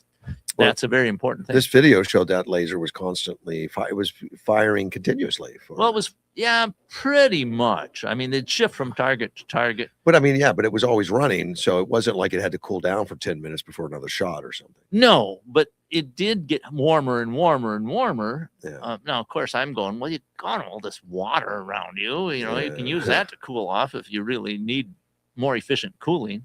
Yeah. Well, it didn't seem to be a problem because it kept firing. Right. They just said it got warmer and warmer, and people noticed the deck where it was getting And they kept warmer. talking like it was a buck every time they pulled the trigger. But, Well, in power. Yeah, in power. But, yeah, but there's a lot more to it than that. Yes, exactly. Like I said, I have my suspicions about everything about the video, because it just seemed like the kind of stuff you wouldn't want your opponent to know about. But it may be close to reality too, for all we know. Well, I don't know. I think almost certainly there's a fair amount of reality mixed in, because good lies always have a significant amount of truth in That's the them. way I do it. Yeah, there you go. One more thing on this Iranian memorandum. Trump on Monday said there will be no tolls in the Hormuz Strait for 60 days during the ceasefire period. Right. And there will be no tolls after the 60-day period has expired, unless they are imposed by the United States of America. And I want to talk about that a little bit, but we got Jim Pfaff is calling. Oh, well, that's interesting. Yeah, he's a very interesting guy. Jim, good morning. Just sitting around here in my office, I thought I ought to give those people a call. Well, yeah, that was a good thing. I'm glad you did. In fact, I had you on my calendar, but I was ignoring it. Yeah. So hey, good to see y'all. How you doing? We're doing well. We were doing well. we were just talking about the Iran treaty a little bit. Well, it's not really a treaty, but Well, the no, the understanding or whatever. But there's been a lot of Republicans now that are really talking negatively about that going forward. And like this memorandum was poorly done, poorly written, and I don't know what effect that's really having on the party right now. Well, listen, I'm going to tell you, I was just thinking about this morning, and I'm giving it a lot of consideration for a long period of time, is the fact that I really believe what Donald Trump is doing is as slim as the MOU seemed to everyone. Yeah. That everyone, a lot of people were like, what in the world is going on here? I don't get this. And the reality is, I think Donald Trump's negotiating with these guys in public. He knows he's going on their heels. Let's lay some groundwork here. Iran is their military is truly decimated. The regime is truly on its heels. I mean, they're beating their chests a lot and they're saying pretty provocative things. But the reality is this: you don't get rid of as broad a swath of the top level of any government, good or bad, and have those systems run effectively thereafter. It wasn't just the 40 people that got bombed on the first day of the engagement in February. There were almost 200 people entirely taken out in key positions in the government. You don't replace that overnight. I mean, you can get some things done, but you can't get a lot done. They're on their heels organizationally, which means they're also on their heels in terms of actual communication. They have no means to retaliate militarily to anything that Donald Trump might do. And at the same time, they still have the same, which hasn't changed, the same determination to keep the system going. And they do, they're going to express their intransigence in making any change at all. On the other side of this, Donald Trump knows he's got them on their heels. By the way, they're financially decimated too. Donald Trump knows he's got them on their heels. He proved that he actually can shut them down in the Strait of Hormuz, not just them put threats on everyone else. And Iran did not substantively shut down the Strait of Hormuz. Let's be honest about this. What they did was threaten all the vessels up in the northwestern part of the Persian Gulf from going through because their insurers said no. Their corporations that manage the vessels didn't want to take the risk. A couple tried to go through and got damaged. Yeah. It was a threat of closing it, not an actual physical closing of it. So Donald Trump's got all the cards. So he's made this very skeleton memorandum of understanding that is not the deal, but is the bridge to get to the deal, to a deal at the end of 60 days. And now as they're saying, we're not going to let inspectors in, Donald Trump keeps announcing, we've got an inspection regime put together. And now he just announced, I think last night or this morning, and Americans are going to be part of the IAEA inspections, blah, blah, blah. And they're sitting back saying, what are you talking about? We're saying we're not going to allow that. And at the end of the day, this is how he's negotiating towards the end deal at the end of 60 days. So there's a deal there, and it is roughly the outlines of the MOU, But Donald Trump's going for the extra things, and he's committing them to it because he's taking advantage of their weakness. And I think it's a brilliant strategy if I'm right about it. I believe I am. And in the meantime, Jim, oil is flowing and the price of oil is dropping. Right. And It's important. well, it just contradicts what Iran says. No one's getting through, and in fact, there's been a lot of publications say no one's getting through, and yet the Trump administration, we had 60 go through yesterday or 55 go through, and then the other reports are saying 10 because they're not using the transponders. Yeah, listen. Yeah, that's right. And listen, there's a lot more than that going through. I really believe that. I mean, you would not see oil continuing to inch to $70. Yeah. If that wasn't happening. And I'm just saying that on basic economics. Now, let's keep in mind, I mean, in fairness to what I just said, these oil markets are speculative markets. They're projecting what they're willing to pay in the future based upon what they think the situation is going to be on the ground. Right. But these are very smart people, and they do know all the supply chains. They know where everything goes. They're clearly, the reason it's not gone back down into the 50s is because they're clearly pricing in the risk that things will go backwards again. So all those inputs are there. All these people that trade on those markets, they know all these factors are there. They're not all experts in everything. They're not experts in military strategy and diplomacy and all that kind of stuff. But they're smart people enough because they're already making those market decisions regardless of what's going on in Iran, because they do it all the time because these risks are in that region and other areas of the world already. So they have enough experience to make some guesses. So they're predicting that Donald Trump is likely to do something positive at the end of the 60 days. And otherwise the price would still be in the 80s or somewhere thereabouts. Sure. And in the meantime, combined with American production is up, Venezuelan production is up. The Saudis and others are looking at more pipelines. It all works in our favor. And that's the thing I was going to bring up, because we are, I mean, right. I want guys like us that have been around for a while. We're not in our 20s anymore. Right. We were living through times where Saudi Arabia was by far the largest oil producer in the world. And Russia was eventually became number 2. This is in the 80s and 90s, in the post-oil crisis of the early 70s. Prior to that, we were the largest oil producers in the world. People forget this. Before fracking even, we were the largest oil producer in the world for a long period of time. And we knew about Saudi Arabia all the way into the early part of the 20th century. Why am I saying all that? Because now we're at a place, once again, where not only are we the largest oil producer in the world, we're larger by far than Saudi Arabia and Russia combined.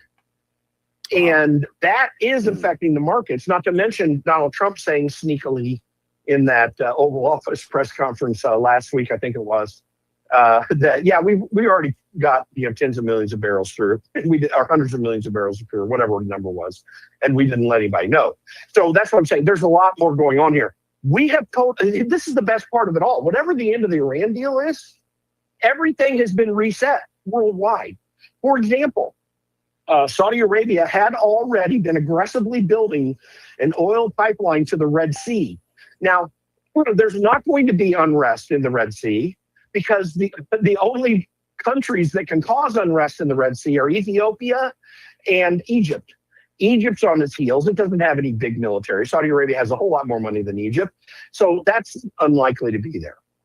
And then Ethiopia just is in chaos all the time. I mean, it has its ups and downs, but it's on a down slot right now.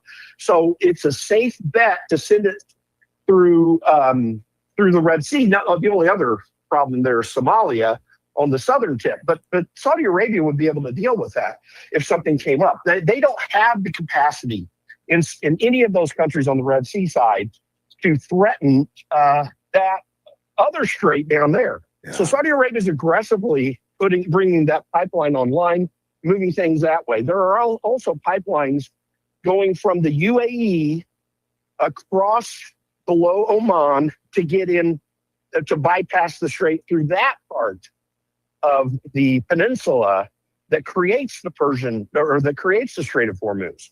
So that is aggressively coming online. In other words, even though there will eventually be oil going through the Strait of Hormuz again at some point, it's going to be inconsequential in the whole scheme of things. And because Donald Trump has done this, that's happening. And I guarantee you he had these discussions with UAE and Saudi Arabia about where they were on this as he calculated what he was going to do.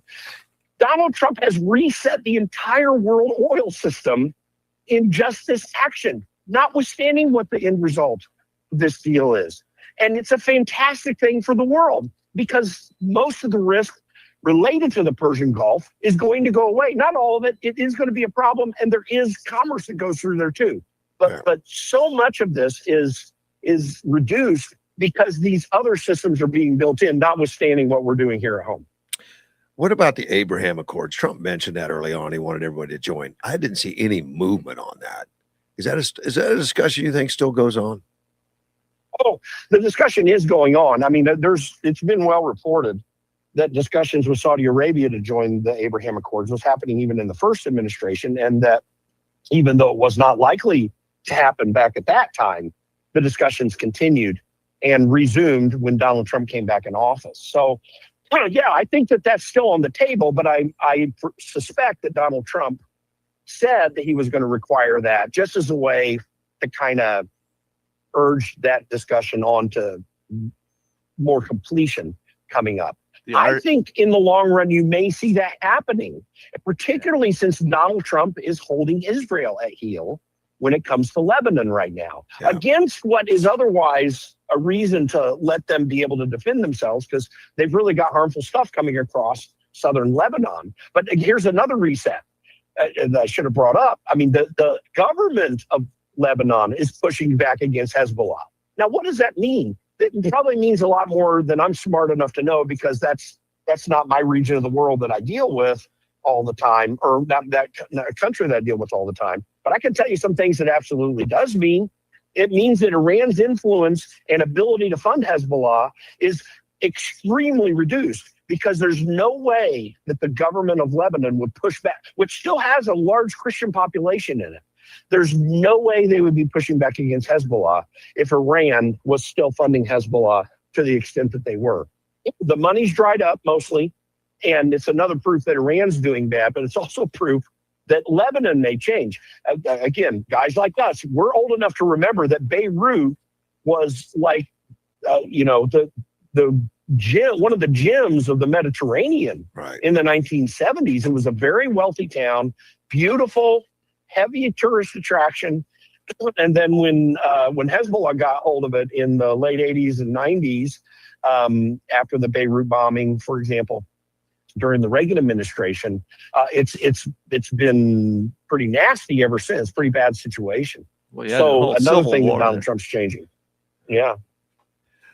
On the medical health care fraud, we're getting some huge numbers out right now.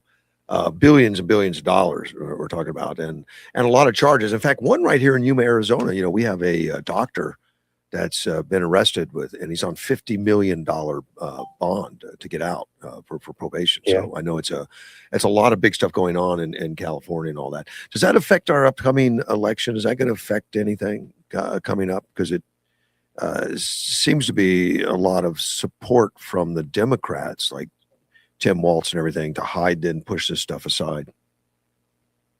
I don't know the extent of it, but I do think it is for a couple of reasons. First of all, just the fact that it is fraud. I do think that this judge, a George W. Bush appointed judge in Minnesota, that violated the rule of law dramatically. Keep in mind, our legal system, just like our political system in general, is in the hands of Americans. Why do I say that? Because we put these cases, certainly at the beginning of any court action, in the hands of citizens, not of judges. We do it through the jury system, and we also do it through the grand jury system. These are two major points in our legal system that keep our government more in our hands than in the hands of elites. Because a judge cannot overrule and should not be able to overrule a jury decision on a verdict. but they also should not be able to overrule a grand jury decision. And that's precisely what this federal judge did in Minnesota, who said all these subpoenas that were being issued by the grand jury. And remember, the subpoenas that come out of a grand jury is not just some prosecutor on a whim saying, I want information. There has to be a grand jury vote on subpoenas being issued. This is very similar to the process, although with more force, that we have in Congress, where if Congress wants to issue a subpoena for someone, either the committee of jurisdiction needs to vote for it, or the House in general as well has a process for doing that, as well as the Senate. So the grand jury has to decide that, yes, we should issue subpoena for these people, because the prosecutor is privately with the grand jury making a case for the people that they need to talk to, and the citizens in that grand jury have to agree. This judge in Minnesota bypassed that and said, no, you cannot do that. Those subpoenas are invalid because Donald Trump has a history of weaponizing the Justice Department, which I just laugh at whenever I hear this stuff. Are you kidding me? Do you see what was going on the 4 years before? And even if you want to try to argue there's a political motivation before all this, if that's your argument, I have to say Donald Trump's been highly restrained, because there are a whole lot of people that I wish that he'd be going after that I don't see him going after, which means that they're making legal decisions. Now, there's still some deep staters in there, so there is some friction, but they're making legal decisions as opposed to political ones. So this judge is insane and has probably got TDS in the same manner that George W. Bush himself has TDS, and is blocking this on his political whim against the system that belongs to citizens, not to judges or lawyers. Yeah, and hopefully we get this get this exposed enough before this election, so we can see people like Gavin Newsom and stuff start protecting, because they're in California, find a lot. And interesting, I read reports where real reporters, journalists, are interviewing Nick Shirley now to ask his opinion, which is just hilarious. He's a 23-year-old guy with a camera that decided to become a journalist, and he was doing the work of everybody.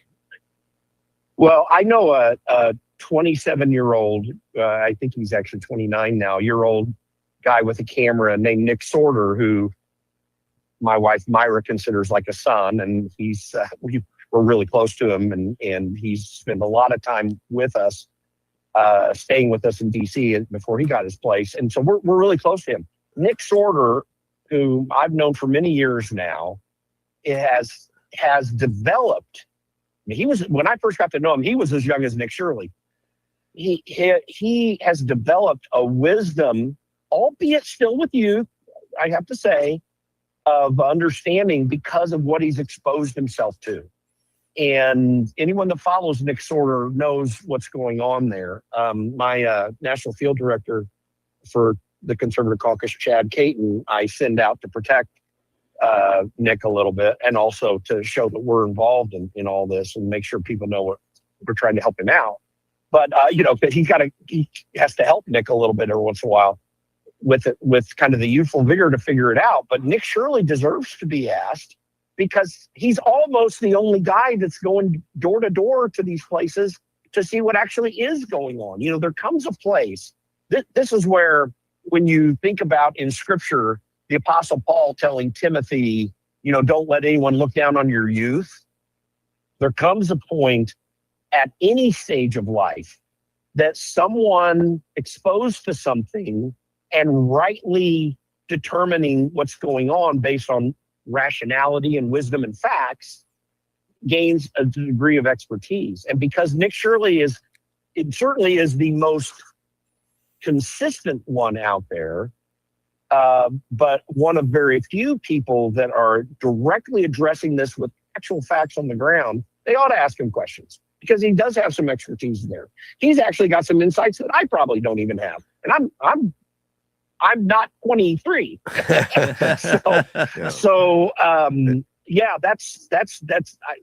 think it's totally appropriate, because he's doing the kind of journalism that we used to do in this country in varying degrees. Why do we not have more of them, though, Jim? Why are not more people looking at this and and saying, let's do it, because we got thousands and thousands of journalists that aren't doing it. Well, I'm going to drop another name here. Charlie Gasparino of Fox Business is a really good friend of mine. We became friends when I got to know him when I first was working on Capitol Hill. We've had this discussion because Charlie Gasparino is also like a real reporter. Okay. He was on the Wall Street Journal, and he did a couple other papers as well too, where he was a straight up print journalist, and he learned from those hard scrabble, rough New York journalists that were always the ones that inspired us, and he worked in and around them. And we've had this discussion before. He remains in that tradition, but most of these other ones are not, because of this change in attitude coming out of journalism schools. And Charlie went to the journalism school at University of Missouri. I went to Indiana University. They've got or at least have had in the past, a very vaunted journalism school, the Ernie Pyle Journalism School. There were good standards of rigorous work to get the facts right, to get the story right, and to maintain a certain ethical standards, to not be political and to be honest about the facts that are in front of you. I mean, these things did used to be taught and trained in our journalism schools, and they're not anymore. In part because now what's being taught is an activist mentality. That's literally taught in most journalism schools. I'm sure there's still some great journalism professors out there, but most journalism schools teach an activist thing. You need to get into journalism so that, well, that's never the rational combination for a real journalist. And by the way, there have always been bad journalists, so don't get me wrong. I mean, I was just watching something from the History Channel about the 1800 election between Jefferson and Adams. And there was a lot of screed coming out in newspapers at that time that were really based on information that was wrong, affirmations that were made for political reasons. I mean, in the marketplace of ideas, you're going to get that as well too. But if you're doing journalism the right way, then you have an opportunity for someone that really does have very high standards and capabilities to get the story out in the right way. And we've lost that because journalism schools are entirely about activism. Like, you went to journalism school to be neutral, and then if you're going to be an activist after that, well, go ahead and do it, I guess, but get trained in what it means to have things done right. And then the shame in the industry, if you've done enough of that, comes in and calls, it's like the policeman on the corner saying, halt, who goes there, when you're going down the wrong path. That entire base has been lost in journalism. And part of it's because of the expansion of social media. And I grant there's some of that, but really the biggest problem with it is that the major news organizations, both print and public media, voice and TV media, have really gone all activist. I mean, you can't even, I watched Scott Jennings on CNN trying to have discussions, and everyone screams over everybody, Right? Because they don't want to hear an argument and engage it on their basis. And we've lost a lot of that. And it's a cultural phenomenon too. I mean, I guess I have to say as well, just to end. On a separate issue, I saw a post recently that noted a lot of rightward shift in South American elections, and they tried to make a connection to the loss of funding of USAID. Have you seen anything about that? I have seen that assertion, and I happen to agree with it wholeheartedly. As you guys know, I'm very close to the situation in Brazil. I know a lot of congressmen down there. I know some people in the Bolsonaro family. Jair Bolsonaro was the president. I know Eduardo Bolsonaro, his son, who's here in exile right now. And then there are a couple journalists, Eduardo Figueiredo, and then my very close friend, Alan dos Santos, who were wide and still are widely followed in Brazil as conservative journalists, who are both here in exile as well. And the point I'm making here is that I have the facts on the ground that the Biden administration, and it has been also reported publicly, the Biden administration was specifically utilizing the FBI and the CIA to influence the 2020 elections. In Brazil. And of course, we do know in Brazil, and we know that that USAID money has been used for this purpose. Ever since ever since Kennedy died. Kennedy, although I disagree with the formation of USAID as a concept, Kennedy's altruistic vision was to be able to find a way to move food and healthcare to people in dire poverty situations, which were much worse in third world countries then than even now, even though there's still some very bad places. And he altruistically wanted to help these people. That's why he founded the Peace Corps as well, too. Again, I disagree with both those programs, but I can't disagree with his motive and desire to do things. But what happened is, that famous former CIA director, Kiriakou, who's you'll see on social media all the time, he made the proper assertion that the CIA took USAID over shortly after Kennedy's death and increasingly built systems in that to do regime change and influencing political situations around the world. It has had an effect in South America. It also, positively, that USAID money's gone. And these countries have also been inspired by what Javier Milei is doing. And Javier Milei in Argentina, the president of Argentina, is showing that libertarian concepts of economics work.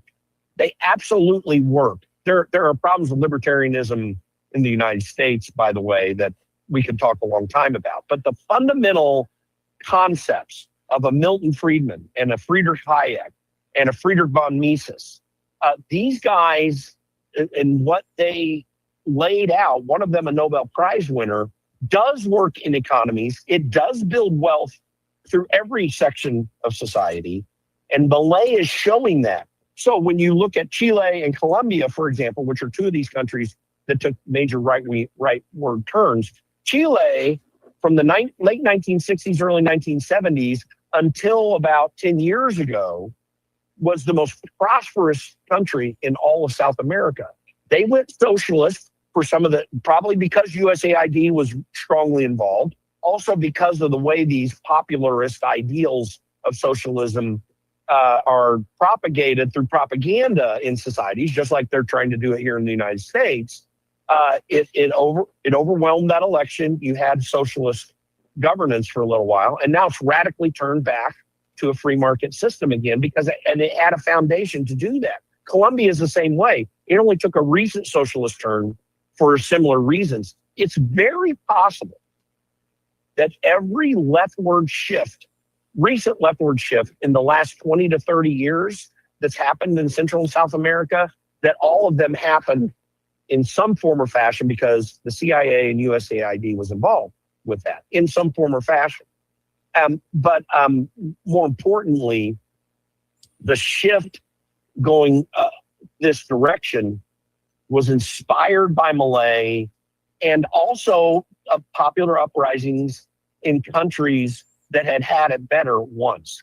And now Chavez in Venezuela is a different situation. He was able to, I don't know that he had any foreign aid. I mean, it may have been, USAID may have been involved in Chavez getting elected. I don't know. But Venezuela was a highly prosperous nation too, prior to the late 1990s when Hugo Chavez became president down there. And then manipulated their voting systems thereafter to maintain power and eventually get autocratic power. All that shifting, and Donald Trump helped with that too because he inspires us. So yes, I think the reduction in USAID funding is having a very positive effect all around the world. We just found out recently that that there was USAID money going into Open Societies Foundations organizations in Europe, and that just got exposed recently. And it's a massive transfer of tax money into political operations. And I would estimate here in the United States, anywhere between $800 billion and well over $1 trillion through these fraud activities are going into the hands of not just preferred illegals like Somalians and others, but it's also going to preferred political organizations, evidenced by the fact that when he first became energy secretary, Lee Zeldin pulled back a $2 billion amount of money that was going to go to Stacey Abrams, who had just rolled up a nonprofit organization and had $100 in the bank, Yeah. and it had never existed before. Yeah. So this is the kind of thing. And Stacey Abrams is the most political actors. The Obama administration really put this on steroids, and Donald Trump has broken it. And it's one of the big reasons why there's TDS even in some areas of the right. Now, I just got a question since you're personally involved. Is President Bolsonaro still in prison in Brazil? He is. The conditions are a little bit better now because he's gotten in very bad health, but he's still in prison. Yeah, it And just he's in seems prison on- amazing. It'd be like Yeah. putting Donald Trump in prison here. Yeah, well, Well, they tried. and it's about the same thing. They Yeah. do call Bolsonaro the Trump of Brazil, and don't worry about the time here, by the way. And they do call him the Trump of Brazil, and the reason that they do that is because the lawfare against him has very similar characteristics to what's happening up here. There's just more; it's much worse there. But Bolsonaro's son Flavio is running for president. He's leading in the polls. I don't think he inspires as much energy as his father did, who inspired a lot of energy, both because people wanted a change at the time he ran first in 2018, but also because he had nearly been stabbed to death in his political campaign. Yeah, it was a very in that close election thing. cycle. Very close. Yeah, he almost died, and his health problems are mostly he's old, but it's also somewhat related to that stabbing, Yeah. and he's been dealing with it ever since. On the reflecting pool, which I find just fascinating, you talked about some of the journalists. It's standing room only around the reflecting pool. It seems to be the magnet for all the journalists right now. Not the medical fraud, but the pool. Trump spent $14 million. Yeah. Obama spent like 30 something, but it in today's money, Obama spent $49 million on reflecting pool and got worse results. But the sabotage surprised me. The support of the sabotage. The adulations from the left on wonderful algae and everything to trying to destroy Trump's reputation. It's just surreal, Jim. How can they hate America so much? Because they hate America. I mean, it's not just how can they hate it so much. They are entirely motivated by hatred for the American system and love for socialism and communism. And that's literally what's going on. I just ran into, I think last night or this morning, have you seen those videos where some well-known conservative has a circle of opponents around them and then they go to a center table and debate for a specified period of time? Patrick Bet-David was doing that with a group of young people. And one of the things that I was, I already know about this, but it's just when it's viscerally there in front of you, it's amazing. Is how, and this crowd was chosen as leftists. But it's young people who are totally dedicated to communism, who totally believe the idea that the communist system hasn't been tried properly, and that we need to go there because capitalism is so horrible. And it's so funny because Patrick Bet-David was attempting, in his very gentlemanly way, he's really good at this. He doesn't get stirred up easily. But as he's having these arguments with these kids, I'm just sitting there thinking to myself, as they're saying that, you need a cashless, propertyless society. I mean, they're literally making that argument. And I'm sitting there saying, okay, so how are you going to get your iPhone that you've got in your pocket right there? How's that coming to you? And I got thinking, that Milton Friedman's famous pencil analogy is totally applicable here. And for those who don't know it, and you can find this video, just search Milton Friedman pencil and you'll find it on YouTube. He talks about the fact, what does it take to make a pencil? Like, you got to get the wood somewhere. Someone's got to source the lead that's in the pencil, the rubber for the graphite, the rubber for the eraser, the steel for the thing that holds the eraser in place. And when you really look at that, which even at his time was like a 5-cent pencil, all the inputs that go into it, the movement of those materials across the world, all these things, it is a very complex process. that produces anything. And the reason capitalism is the only economic system that even has the ability to produce anything is because people can maintain private property. They can reap the rewards and benefits of their good decisions as they're trying to make these products, and they meet the needs that people have. And as I've argued with capitalism for a long period of time, that when you look at the end of the capitalist effort, even if someone is just some greedy jerk that wants to be a billionaire, and that's all he cares about, the only way he can get there is to follow the golden rule. You have to train your employees and make them capable to do the jobs that they're doing, which means you have to give them benefits that make them want to do that job and to grow in that job. You have to provide a product that people really want and desire to have, and you have to produce it well enough that it meets their needs. And to maintain that system, you have to keep treating your employees well, and you got to keep going back to your customers and asking them what they need. And at the end of the day, you're serving others through that. Now, again, there's more complication that comes into it when you talk about the fact that someone might get wealthy by doing one of these things, or the fact that one of those greedy jerks is going to actually treat people poorly when they produce that product, or they don't treat their employees well. But the thing is, the market works towards that as well and maintains the golden rule because those who follow the golden rule best do the best. I mean, and that doesn't mean be nice to everybody. It's not that you got to, as a business owner, be nice. What it means is that you have to be efficient and capable at what you're doing, and you still do have to motivate those people. I mean, Elon Musk is notorious for some of the ways that he interacts with his employees, but I can tell you this, it's vastly superior than what Steve Jobs did.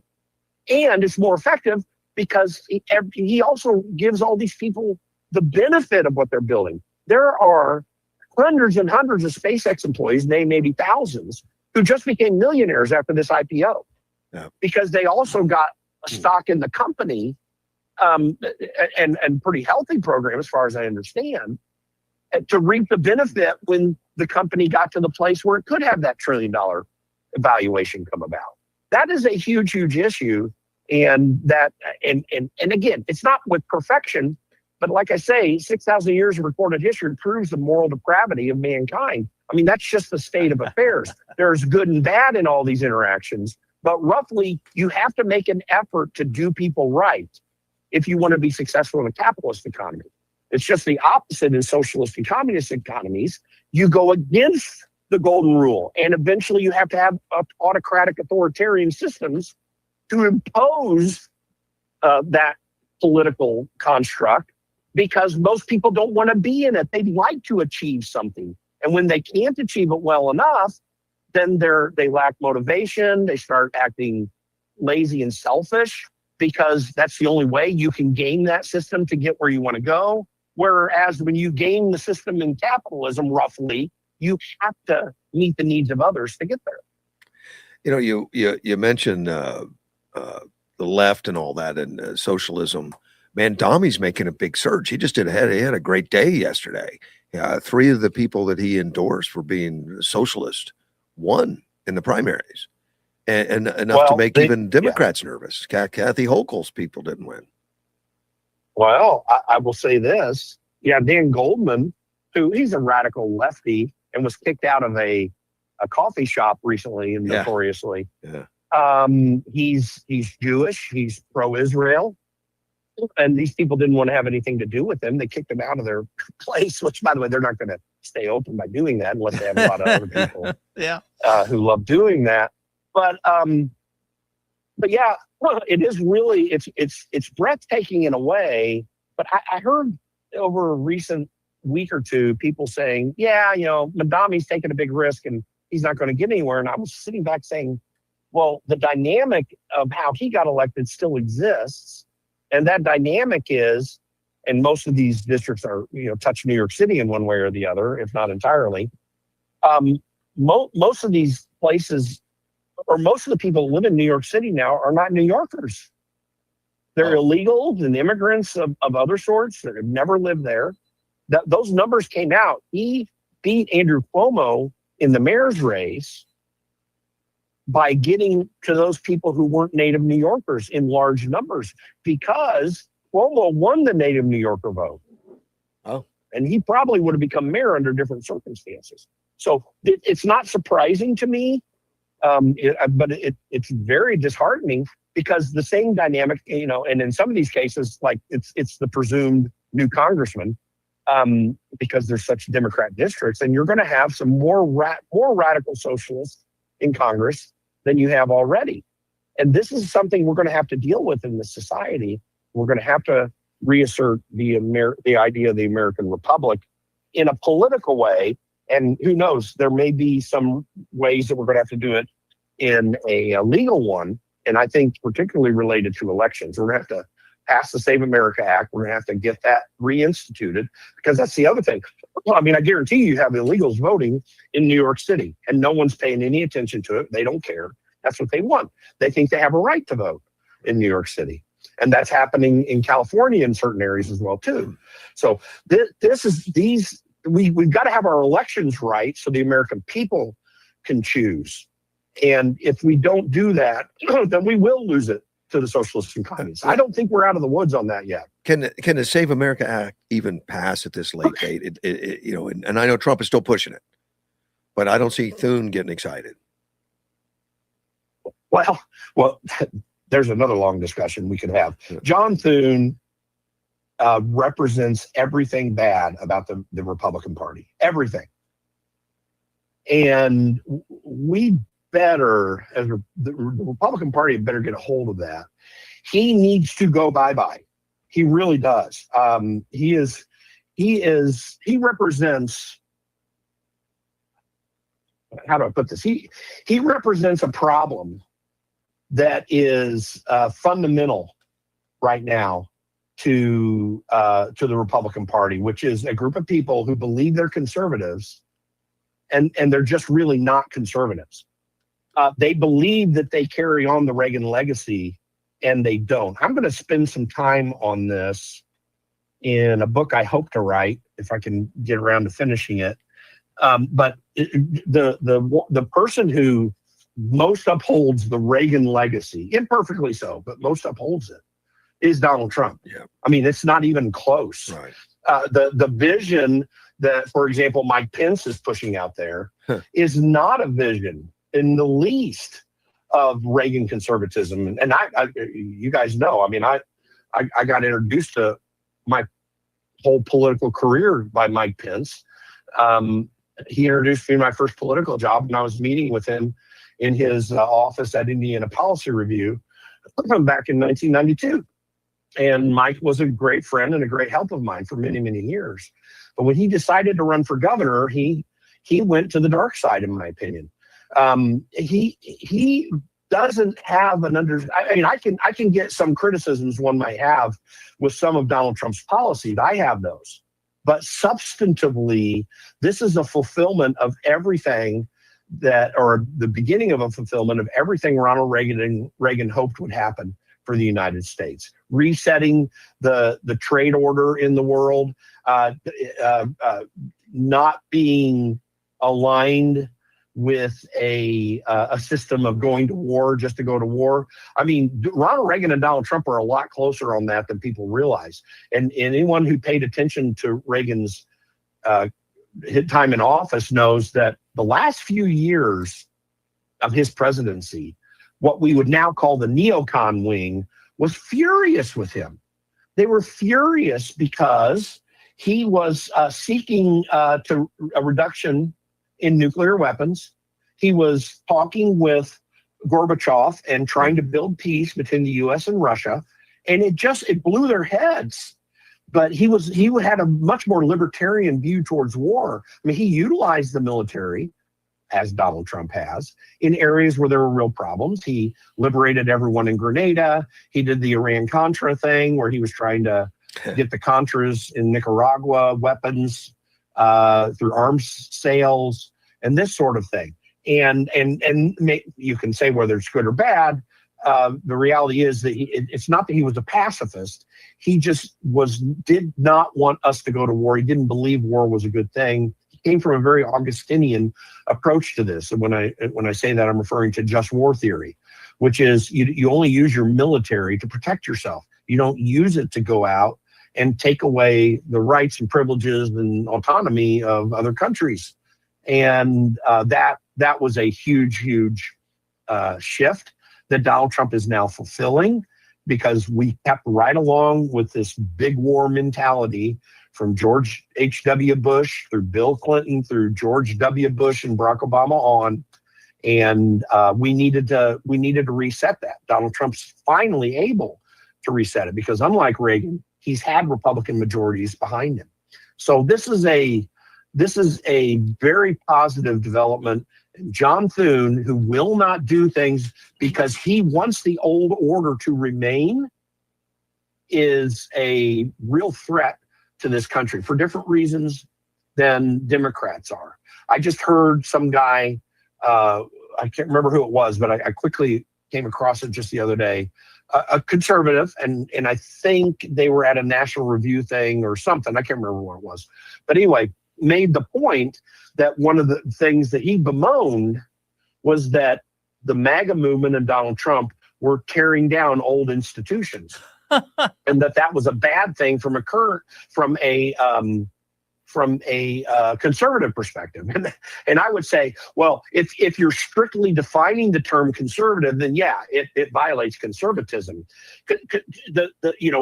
And all of us who believe in freedom, we're really liberals in the classical liberal sense. In other words, liberal comes from the Greek word libertas, the Latin word libertas, which means freedom. So, we should be about liberty, and we should, in that sense, be liberals.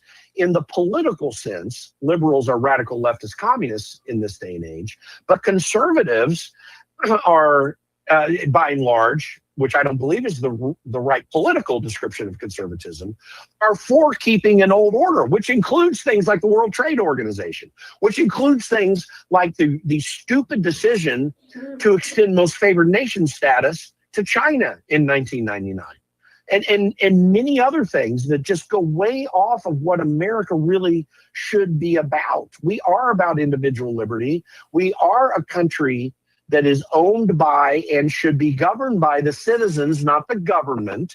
We cede to the government the ability to do certain things under a strict set of guidelines laid out in the Constitution, none of which guidelines we substantively hold to today, and all of which guidelines all Democrats want to get rid of and replace with a system that is even worse than China. And we have to keep guarding against that, which also means that everyone listening to me and all the three of us, we need to constantly keep our mind in what the Constitution really is, what it really means, why it's there, and reasserting that in the future. Along those lines, what do you think the chances are of the Democrats packing the court if they gain majority in the House? High. Yeah. Very high. But it's not going to happen this time. Well, no, they won't do it. This is what's really interesting about that. I'm glad you brought it up, by the way. If they win the House, and let's say they won the House and the Senate in November, and Donald Trump's president, they will never do it until he's out of office. Sure. And what does that mean about what does that mean about the principle? The principle's not about fairness in the court. It's about keeping the court aligned with them politically. Yeah, exactly. That's entirely what it's about. And so it's not a principle. It's just an assertion of political power. Well, that's the only principle they have. Yeah. It is. That's entirely what they're about.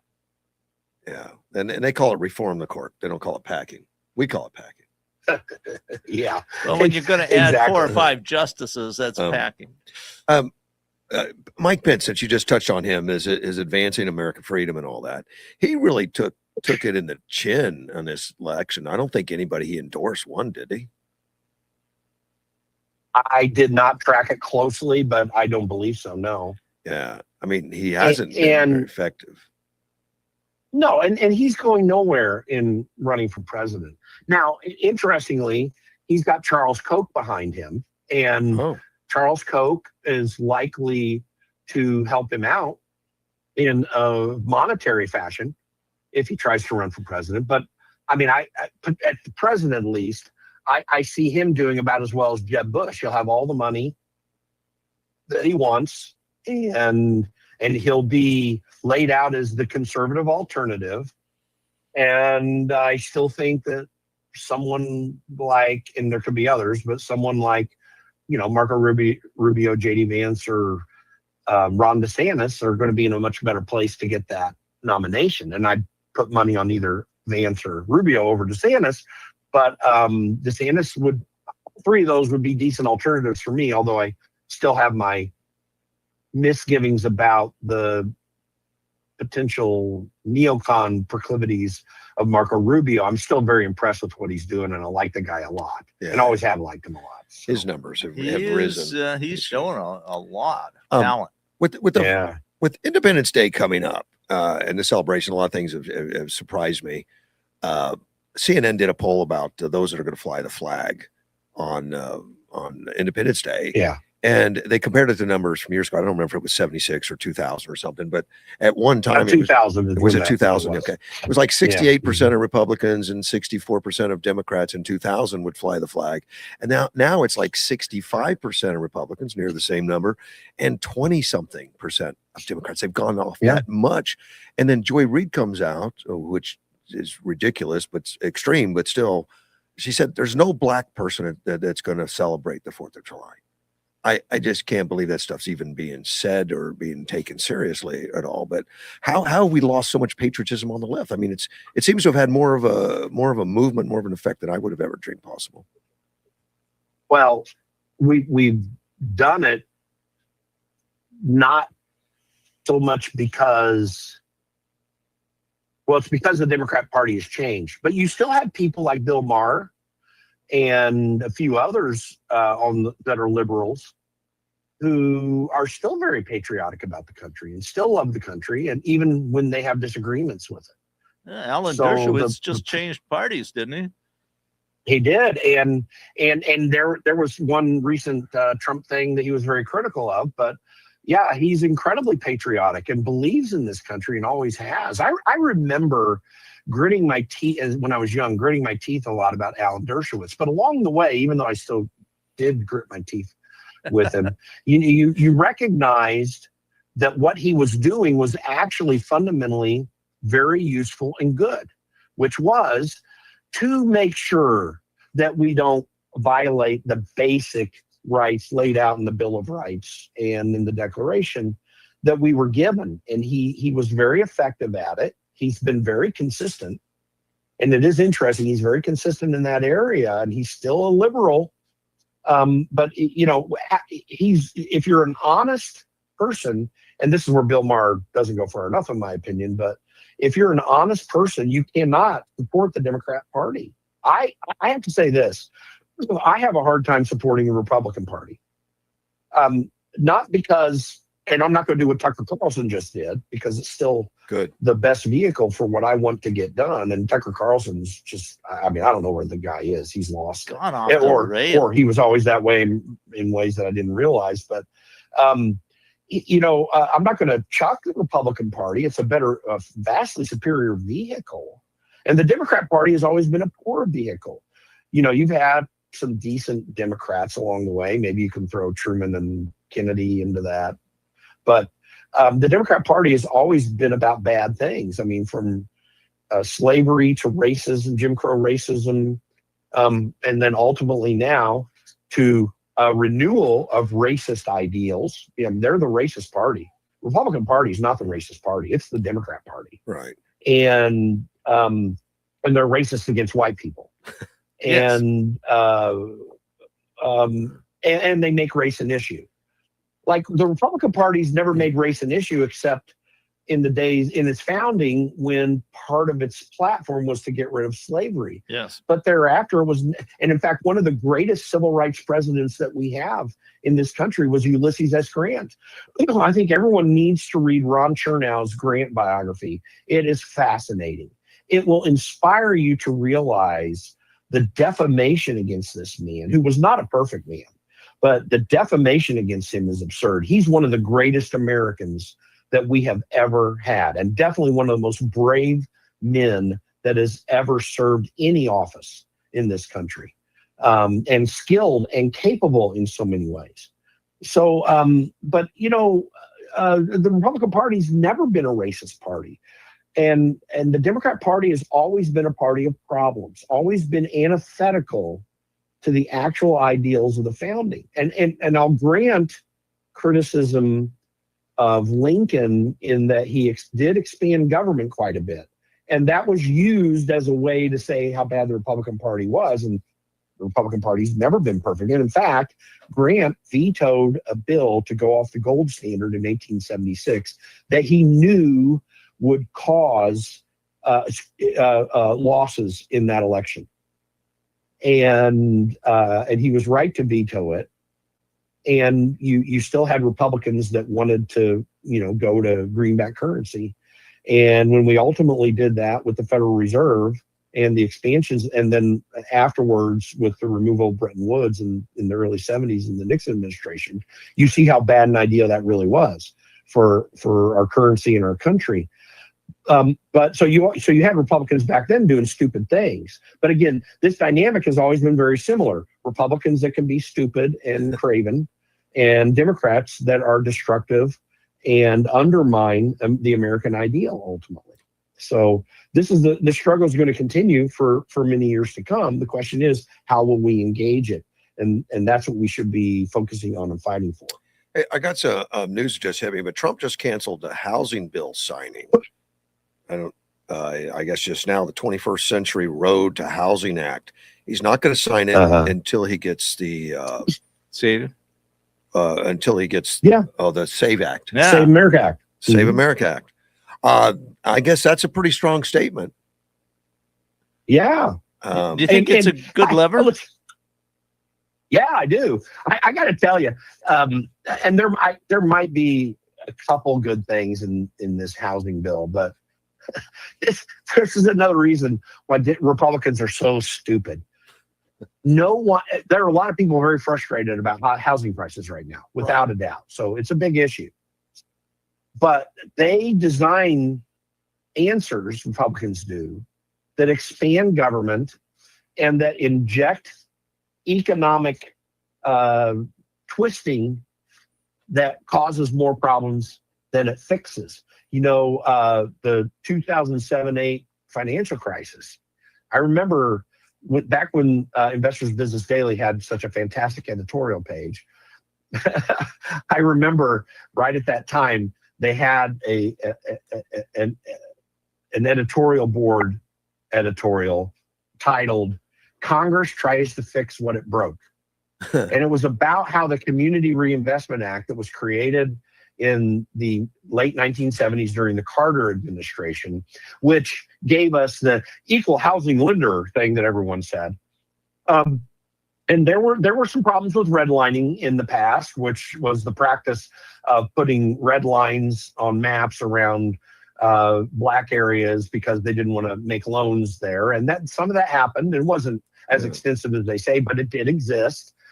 This was supposedly going to fix it, but what it ended up doing was instead of requiring banks to make loans in certain areas that might have otherwise been redlined under proper underwriting rules, what it did is it made banks make bad loans for people to get houses for people who couldn't afford to have a house. Wasn't Barney Frank and didn't have? Yeah, he was, and that's what led to the housing crisis. Yeah, and it got worse and worse. Like the Clinton administration, kind of refashioned it. There was a bill passed that expanded the Community Reinvestment Act in certain ways that made it an even worse situation. But the big story of the 2007-8 financial crisis was mortgage-backed securities. And even though it's more technical than this, what a mortgage-backed security was a trading instrument, a financial instrument that put mortgage loans, packaged them all together, and then sold them on a market. And what they did was, and banks did this because they had these really risky mortgages that they couldn't deal with and were very expensive to deal with because they go bad and you have to sell it and all the process of getting rid of that real property.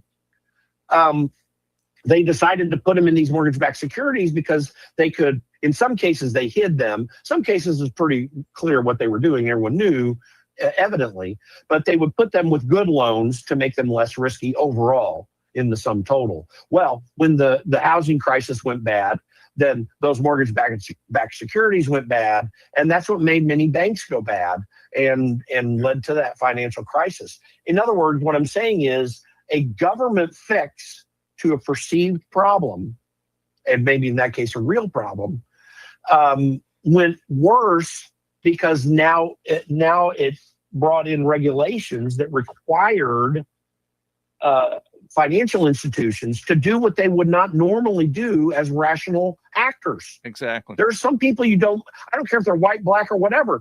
There's some people you just don't make loans to because they have no right to have a loan. Well, but they were made to have loans under housing. And it encouraged people to borrow money way beyond their means because it was just offered to them. Yeah. So here we are with this housing loan, which I didn't get highly involved with it. So I'm going to confess not knowing all the details, and I probably should, but it's not been a big issue for me.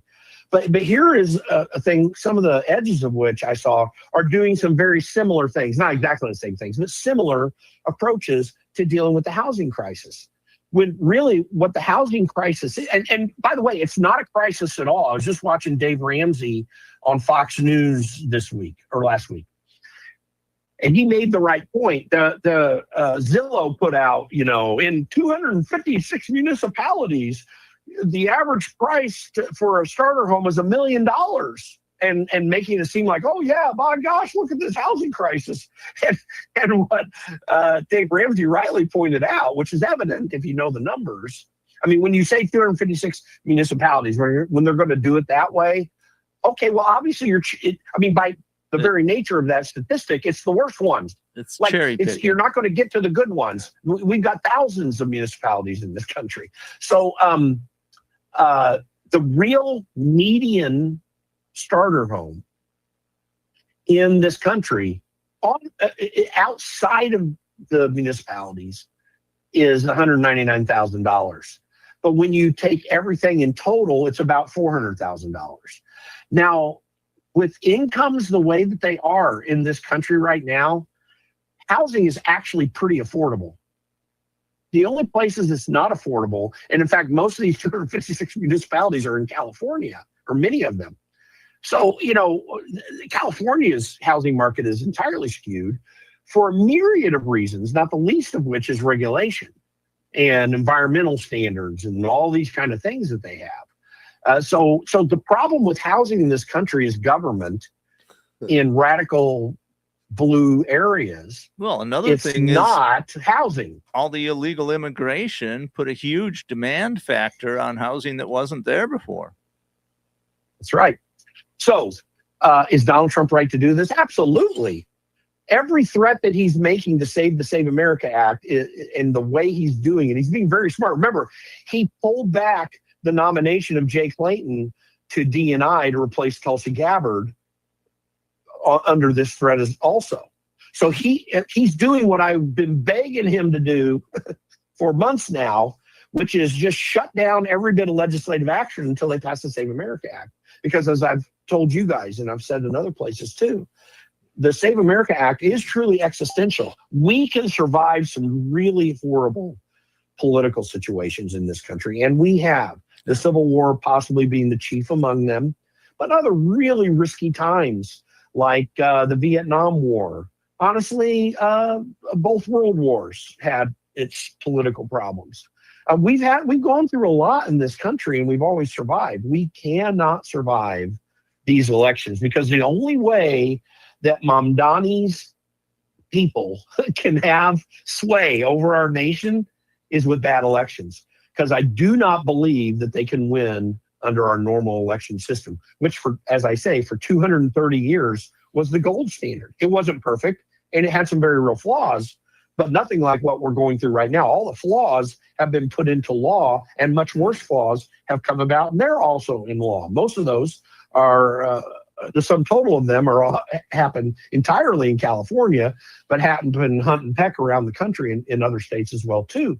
These are things like custody of ballots. I mean, the fact that we just mail people who are on voter rolls, who obviously Democrats want to be really bad because they refuse to allow their voter rolls to be cleaned up. That's just one issue. Having these multi-day elections leading up to Election Day, or in states like California, having Election Day last for weeks thereafter. Frankly, and I believe this, particularly in California, to be the case, it's legal to go steal the election and figure out how many votes you need to have to steal the election afterwards. Yeah. That's literally what happened in the LA area. Yeah. And it happened in other parts of California too. That is actually what happened.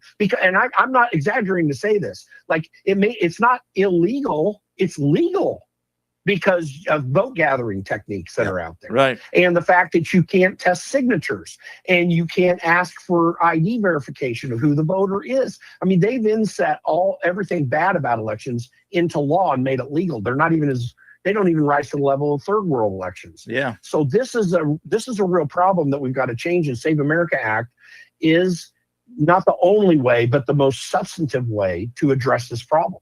Yeah, they're doing an investigation into the LA election and all, and I've contended they won't find anything wrong because everything they did is now legal, even though no chain of custody, no signatures, no address verification, nothing is. What are you going to check? Back to the Nick Shirley thing, and also I think James O'Keefe has done some of this too. There are addresses that are abandoned properties that have a dozen or more people registered to vote there. Yeah. Well, what do you think's going on there? Well, what's happening is one of these vote gatherers is registering people to these known abandoned places, right. And they don't do so many of them that it's noticeable, or at least easily noticeable. Well, and then they go gather up all those ballots to be processed somewhere. Well, Nick Shirley, has turned them in. He turned them in. He said, look, this is a blank lot with a portable toilet on it. And they said, yeah, well, homeless people are allowed to register. So what? You find it. It's like, so what? Yeah. That does violate California law. They're not allowed to register. Oh, well, that's what they told Nick anyway at the registration office. Yeah, of course they're going to say that. Yeah, of course. Well, I don't think they'll find any fraud because all the fraud's legal. Well, they found some stuff where they go to some homeless person and they say, yeah, I was paid $2 for this ballot. Yeah. And then I got paid another $5 for another one. And that's clearly illegal. So they're going to find that some. is illegal under California law. Yeah. And I think, I don't know, I think the feds are looking at it, but what's happening to the prosecutors there in California? I mean, you've got a one-party system. It's in their interest not to do anything about it. And you just look at the fraud that's taking place. I was looking at the current attorney general there who was saying, we've been on top of this long before Donald Trump's administration came in here and did anything. And then I went and looked at the numbers, and no, there wasn't hardly anything at all that they did. And there were some things, but it wasn't at all substantive. And they definitely weren't digging into the level as it was there. And of course, that fell flat on its face because the truth became obvious. This is what we're fighting, is illegal and immoral behavior on the part of Democrats. Not that Republicans never act illegally or immorally, but the real illegalities and immoral actions that go against not just moral law, but I would say immoral because it violates American law, which is also a big picture in God's eyes, immoral behavior. You have these rules and rights that we have laid down in this country, and they're rigorously not followed and rigorously opposed. And that's what Democrats are about, because they are the party about overthrowing the American Republic. That is literally their goal. They're working on it entirely, and we've got to oppose it. We got to fight against it. I think the Save America Act is probably the worst fear. I mean, look at Chuck Schumer. He's just adamant.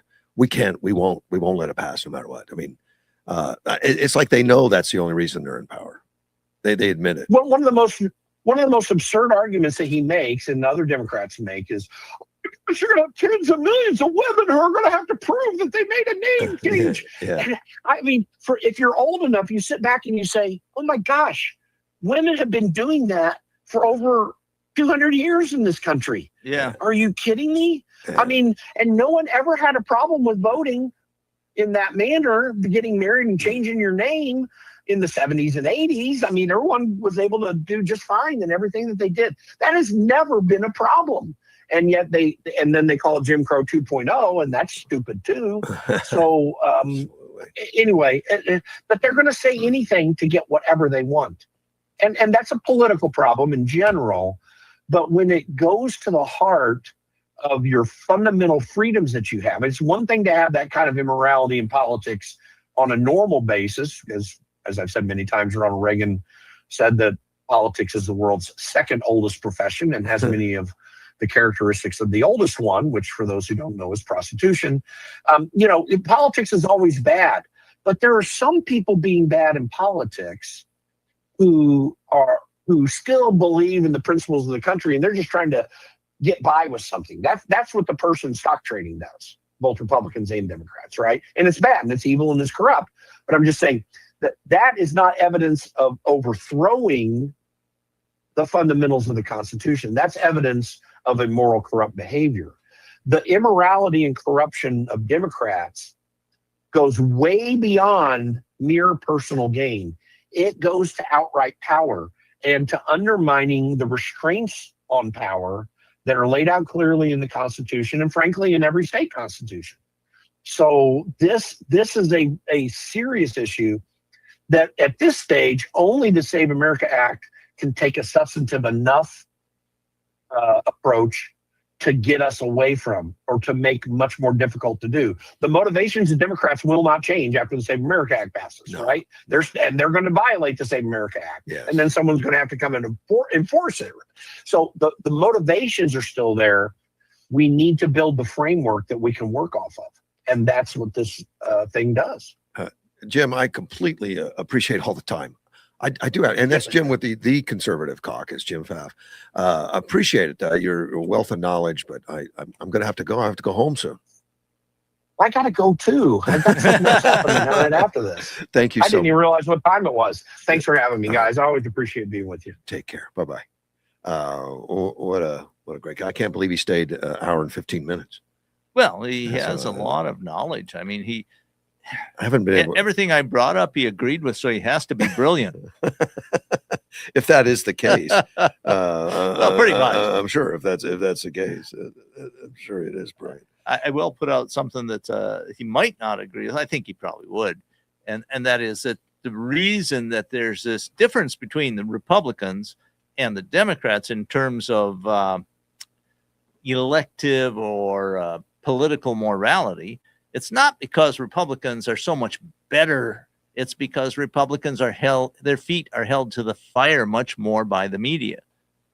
Oh, I think that's a factor in it for sure. And that, when you have the old media is so partisan toward the Democratic Party, I think they just don't hold them to account nearly as much as they do Republicans. I think fellow Republicans are less tribal. They're not going to support you just because you're a Republican. Maybe. I mean, that's part of it. I think he's correct that there are a lot of people in the Republican Party that are conservative in that they want to conserve institutions that have become antithetical to the founding of the Republic. Yeah. And so in some sense, Republicans are radical and they want to restore the Republic, restore judges, like we now have a majority on the Supreme Court who actually believe in making judgments based on what the Constitution says instead of what they want to have happen.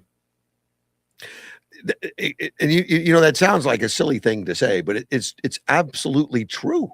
Oh yeah. They do that, and Ketanji Brown is the greatest example. Yes, she is of that. And I want this case to go differently. So why should we pay attention to the Constitution? Right. And she doesn't want to do the research, like the history, yeah, because those laws are very old. How do you expect us to keep track of all that history type it was Warren Peterson, the president of the Senate, that was speaking yesterday at a meeting that said he stayed there so long he felt like he was losing IQ points. Yeah. It was just Yeah, he was getting dumber. I have sitting to, there. I have to say the opposite is also true. If you tend to hang around with people smarter than you, your IQ will go up. I reach for people smarter than me all the time, and I found that it's not hard to find.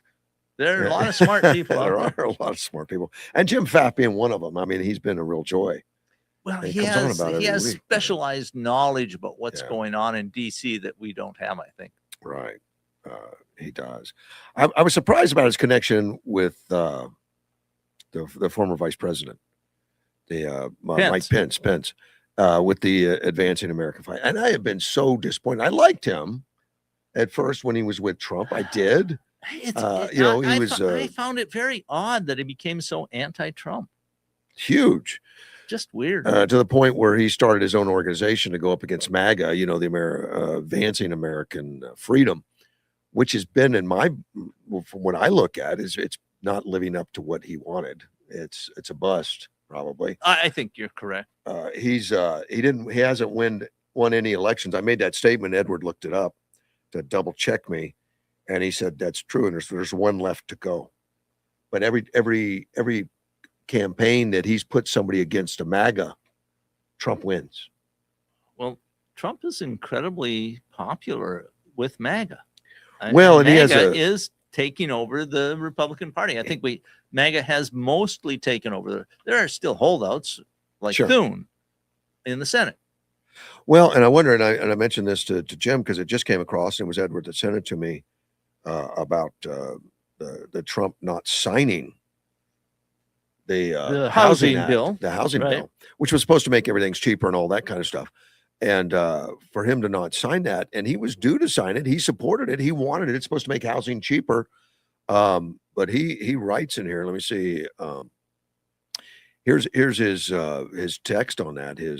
He said today's housing news conference and signing is hereby canceled until such time as we pass the desperately needed Save America Act, which I consider to be a national emergency.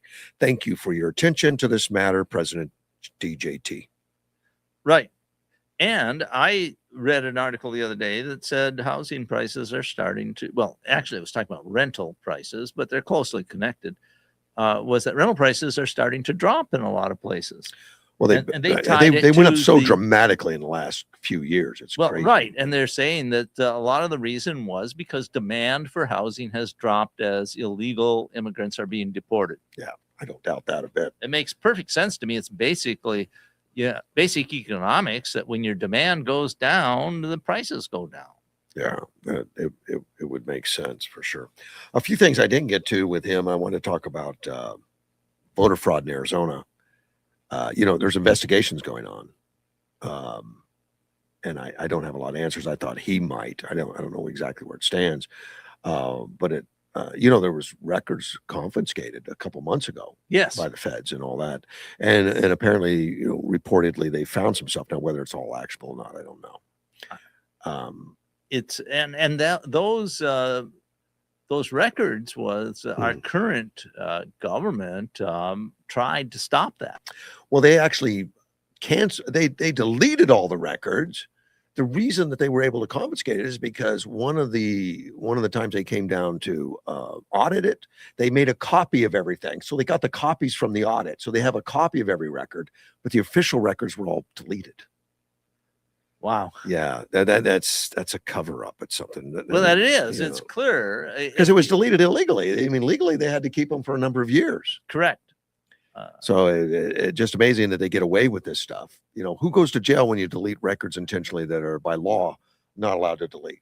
Well, when the highest prosecutor in the state is part of the cabal. Well, and I didn't realize how much of a cabal she was involved in, Chris Mays. She actually has turned down prosecuting, obvious things in the state of Arizona, and Peterson, our president of the Senate, has picked them up and prosecuted him personally because he's allowed to. He's like one of the only ones that's allowed to. That's part of the Constitution in Arizona, isn't it? But it's probably I'd have to check with that. But he's taken on 103 cases because Chris May says politically I don't align myself with that, so she just escapes it. And the idea about my understanding and the Attorney General is whether you agree with it or not doesn't matter. Well, it's not supposed to. It's not supposed to. I mean, but what we see is that the far left simply doesn't agree with the idea of a constitutional republic. They want total political power. And so if it is to their benefit, if they see it to their benefit to ignore certain laws, they just ignore them. Yes. But if it's law, I mean, at least the attorney generals are supposed to support the law. Well, yeah, she chose not to. That's the idea. She chose not to. But it's like, speed limit 65, and the policeman says, I don't think it should be 65. I think it should be 95. So don't worry about it. We're supposed to take care of the law. I'm not sure that's the best example. Probably not, but it's one I can relate to. Because Americans tend to look at the speed limit as sort of a lower limit. Well, I look at it as a suggestion. Yeah. I think that's a good way to put it. But that's trouble. Don't do that. I don't recommend it. Almost everybody that I talk to says, well, you can always go 5 miles over the limit. It's just part of Americana, I think. I don't know if that's going to continue to be the case as we get more and more autonomous vehicles. I don't know. And I always wondered, like on the Tesla autopilot and everything and the self-driving, right? Like if you tell it, well, I want you to break the speed limit by 15, would there are, I guess it'll do it, but it's recording it all the time. Yeah, I read something about that, and there's like 3 levels that you can choose, and maybe you can do more. But you can say strictly follow the speed limits. You can say, well, go a little higher, 5 miles an hour, and I think there's a level above that where you can. They call it Mad Max, I think. So what happens when that goes to court? And they pull the records from your car, and it says, "Well, I see you programmed in here. It was okay to go 5 miles over the speed limit, so you knowingly broke the law." I think you lose in court, and you get the ticket. I think you do. That's like going. I mean, a cop pulls you over for doing 70 in a 60, and you say, "But I was only doing 65." The cop will always say, "Oh, great, I'll write that down." 65. Yeah, exactly. Well, you admitted to breaking the law. There's some practical limits to this, which is, if I'm on the freeway in Dallas and I'm going the speed limit and everybody is passing me, I'm traveling too slowly. Not legally. No, not according to law, but as a practical matter, it's more dangerous. You subjectively can say, officer, I swear to you, I was more dangerous for me to go too slow. I don't think they're always going to buy it. Well, but mostly what happens is that's traffic officers will pull over people who are going way faster than the traffic flow. Yeah, and if it's in Arizona, you can always ask, was the police officer on a motorcycle? If they say yes, and don't argue, just take the ticket. Yeah. That's what those guys do. They give the tickets. At least that's their reputation. If I'm wrong, I apologize, and the police officers can call me and tell me. But they're pretty strict. They're out there to do it. That's the older I've gotten, the more closely I follow the speed limits. Me too. Just that means I don't speed by 10 anymore. Now it's by 8. And maybe it's because I'm retired, so I don't have to follow the clock as much. But you got less time. You better be in a hurry. You got to get there. Well, there is that. That's a serious consideration. Yeah, you got to get there. But I know that whole bit. Where are you going? You're retired. You don't have to be at work. Yeah, you don't care if lunch is at 12 or at 2. It doesn't matter. It appears to me I'm busier now. I don't disagree with that. Yeah, I think a lot of and part of it is I'm doing more of what I want to do. And it's not just sitting around the house. No, well, I don't know. I'm busy on my computer all the time. Or reading. I know you're a big reader. Oh, yeah. We're doing all that. But I know a lot of retirees that are very active, busy, big schedules. And I know some that have 0, and they seem to age faster. I think so. I noticed something that seemed kind of odd to me, was where some people would retire and then they would get a job like as a Walmart greeter. Sure, that's my job. That's where I want to go. In order to, quote, stay busy. And I'm thinking, well, you're making 1/3 of what you used to make. So yeah, why? But probably because they needed a change of pace and they didn't want the responsibility. Maybe that's it. Maybe that's it. Is there really a responsibility if you're a Walmart greeter? Some, yeah. You got to be there on time, and you got to stand on that soft pad, but you got to say, "Hey, how you doing?" Well, I mean, I'm sure there's more to the job than just that. Probably, but I don't. But know, it it's- may be that you're not making serious decisions for Right. hundreds or thousands of people. right. There's no long term, trapped in that job because so many people are counting on me or something. Sure, You and can that, pretty much that's walk. that can be a stress level. You pretty much walk away because there's 10 people that want my job. Yeah. And it's not that critical to the ongoing operation. We can fill that. Well, a one, lot of but- people feel it is. Yeah. They Of course. can- Well, if it wasn't important at all, there wouldn't be one. Yeah, but I'm saying a lot of people like to think that they're indispensable. Yeah. See, I would like doing that job for a while. Maybe I get tired of it, but I would greet people. Sure, I'm sure. I- I'm also convinced you would do a good job. Oh yeah, I'd like doing it. Saying, hey, the time would pass. Well, one of the things that's interesting about that is you observe people. Yeah. I've tried to become a people watcher. Mhm. Where you watch people, and sometimes you can say, well, what are they doing? What's their relationship to the people around them? Are they anxious or not? Things like that. It's very interesting. I don't do it as critically as I used to. Like when I was studying lie spotting and I was studying body language and I was studying all that stuff because that's all part of communications. I think that's when I was more focused on it. Back then. I think I've gotten lazy. Let's take a phone call. Hey, Sandy. Good morning. Good morning. I'm sorry I missed most of your program because I had stuff I had to do. That's your loss, I heard Sandy. a little bit of Jim Faust Yeah, about the Save America Act, Right. and because I couldn't hear your program, I'd sent you one with the phone number to call senators. Oh. I don't know if you mentioned that or not.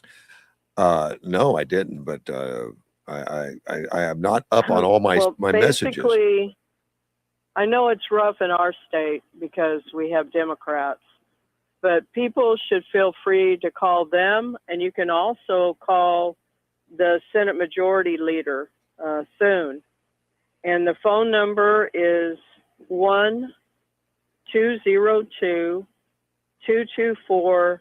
1-202-224-3121. And again, it's 202-224-3121, and you get the switchboard, and then you just ask them to connect to whoever you want to be connected to. Yeah. And it's a good idea to be respectful but be firm. And sadly, a lot of times they just have an answering machine, for you to leave a message. And I'd say, go ahead and leave a message. Sure. And even though a lot of times they give you directions on what you should include, you include what you want to include. That's what you're voicing your opinion. Well, they do But pay somehow attention. we've got to go ahead. I say they pay attention. I mean, Thune's obviously not going to answer everyone because he's going to get thousands and thousands and thousands. But his staff will give him a recap. Say, hey, look, we got 4,000 calls today. 95% want you to do the Save America Act. They Right. do that. The frustrating ones are when the box is full or whatever that Yeah. you get that message. But that says. And anyway, it's but too that bad. says. Go ahead. That says activism is working when the box is full. Yeah, it is. That's true, unless can they fix that so they don't get any phone calls? Well, they probably can, but I don't think it's smart. No, they're not always smart. Yeah. And I would also ask the Republicans to kill the filibuster. We just really need to do that. Yeah. It's foolish for these Republicans to think they're being noble or something. Well, we didn't even have the filibuster at the beginning. It's and that it's just no. And what we had at the beginning, well, it was a filibuster. But you had to stand and talk. They replaced it with this Correct. let's go home and sleep tonight filibuster, just because I say it's one. Right. We don't have to do the work. We well, could they're just go not back to that. listening to Mike Lee, who's very eloquent about, that's what we need to do. We need to debate it, which would be really good for the country if people could hear it. I think so too. Yeah, Lee's not giving up on it. But something's wrong with them, and I can't believe that something that I'll use 80%, and you guys correct me. That was the number I heard. But if you've got 80% of the country that wants something and you can't find a way to make it happen, Right. that's what President Trump has said. You know, Thune's the leader. He needs to act like a leader. He passes the And, buck. I don't have the votes. I just don't have it. It's your job. Go get them. Right. And it doesn't make any sense to me when they don't do what's right. Mhm. And another thing is definitely the Democrats are going more socialist. That's who they're choosing in their primaries. Huge. We might be going more MAGA, but I think our side is like constitutional. We believe in the Constitution. The socialists want to overthrow the Constitution, and it's very concerning because a lot of Americans don't understand socialism versus capitalism. Sandy, So, I'm out of time. I'm gonna have to hang up on you.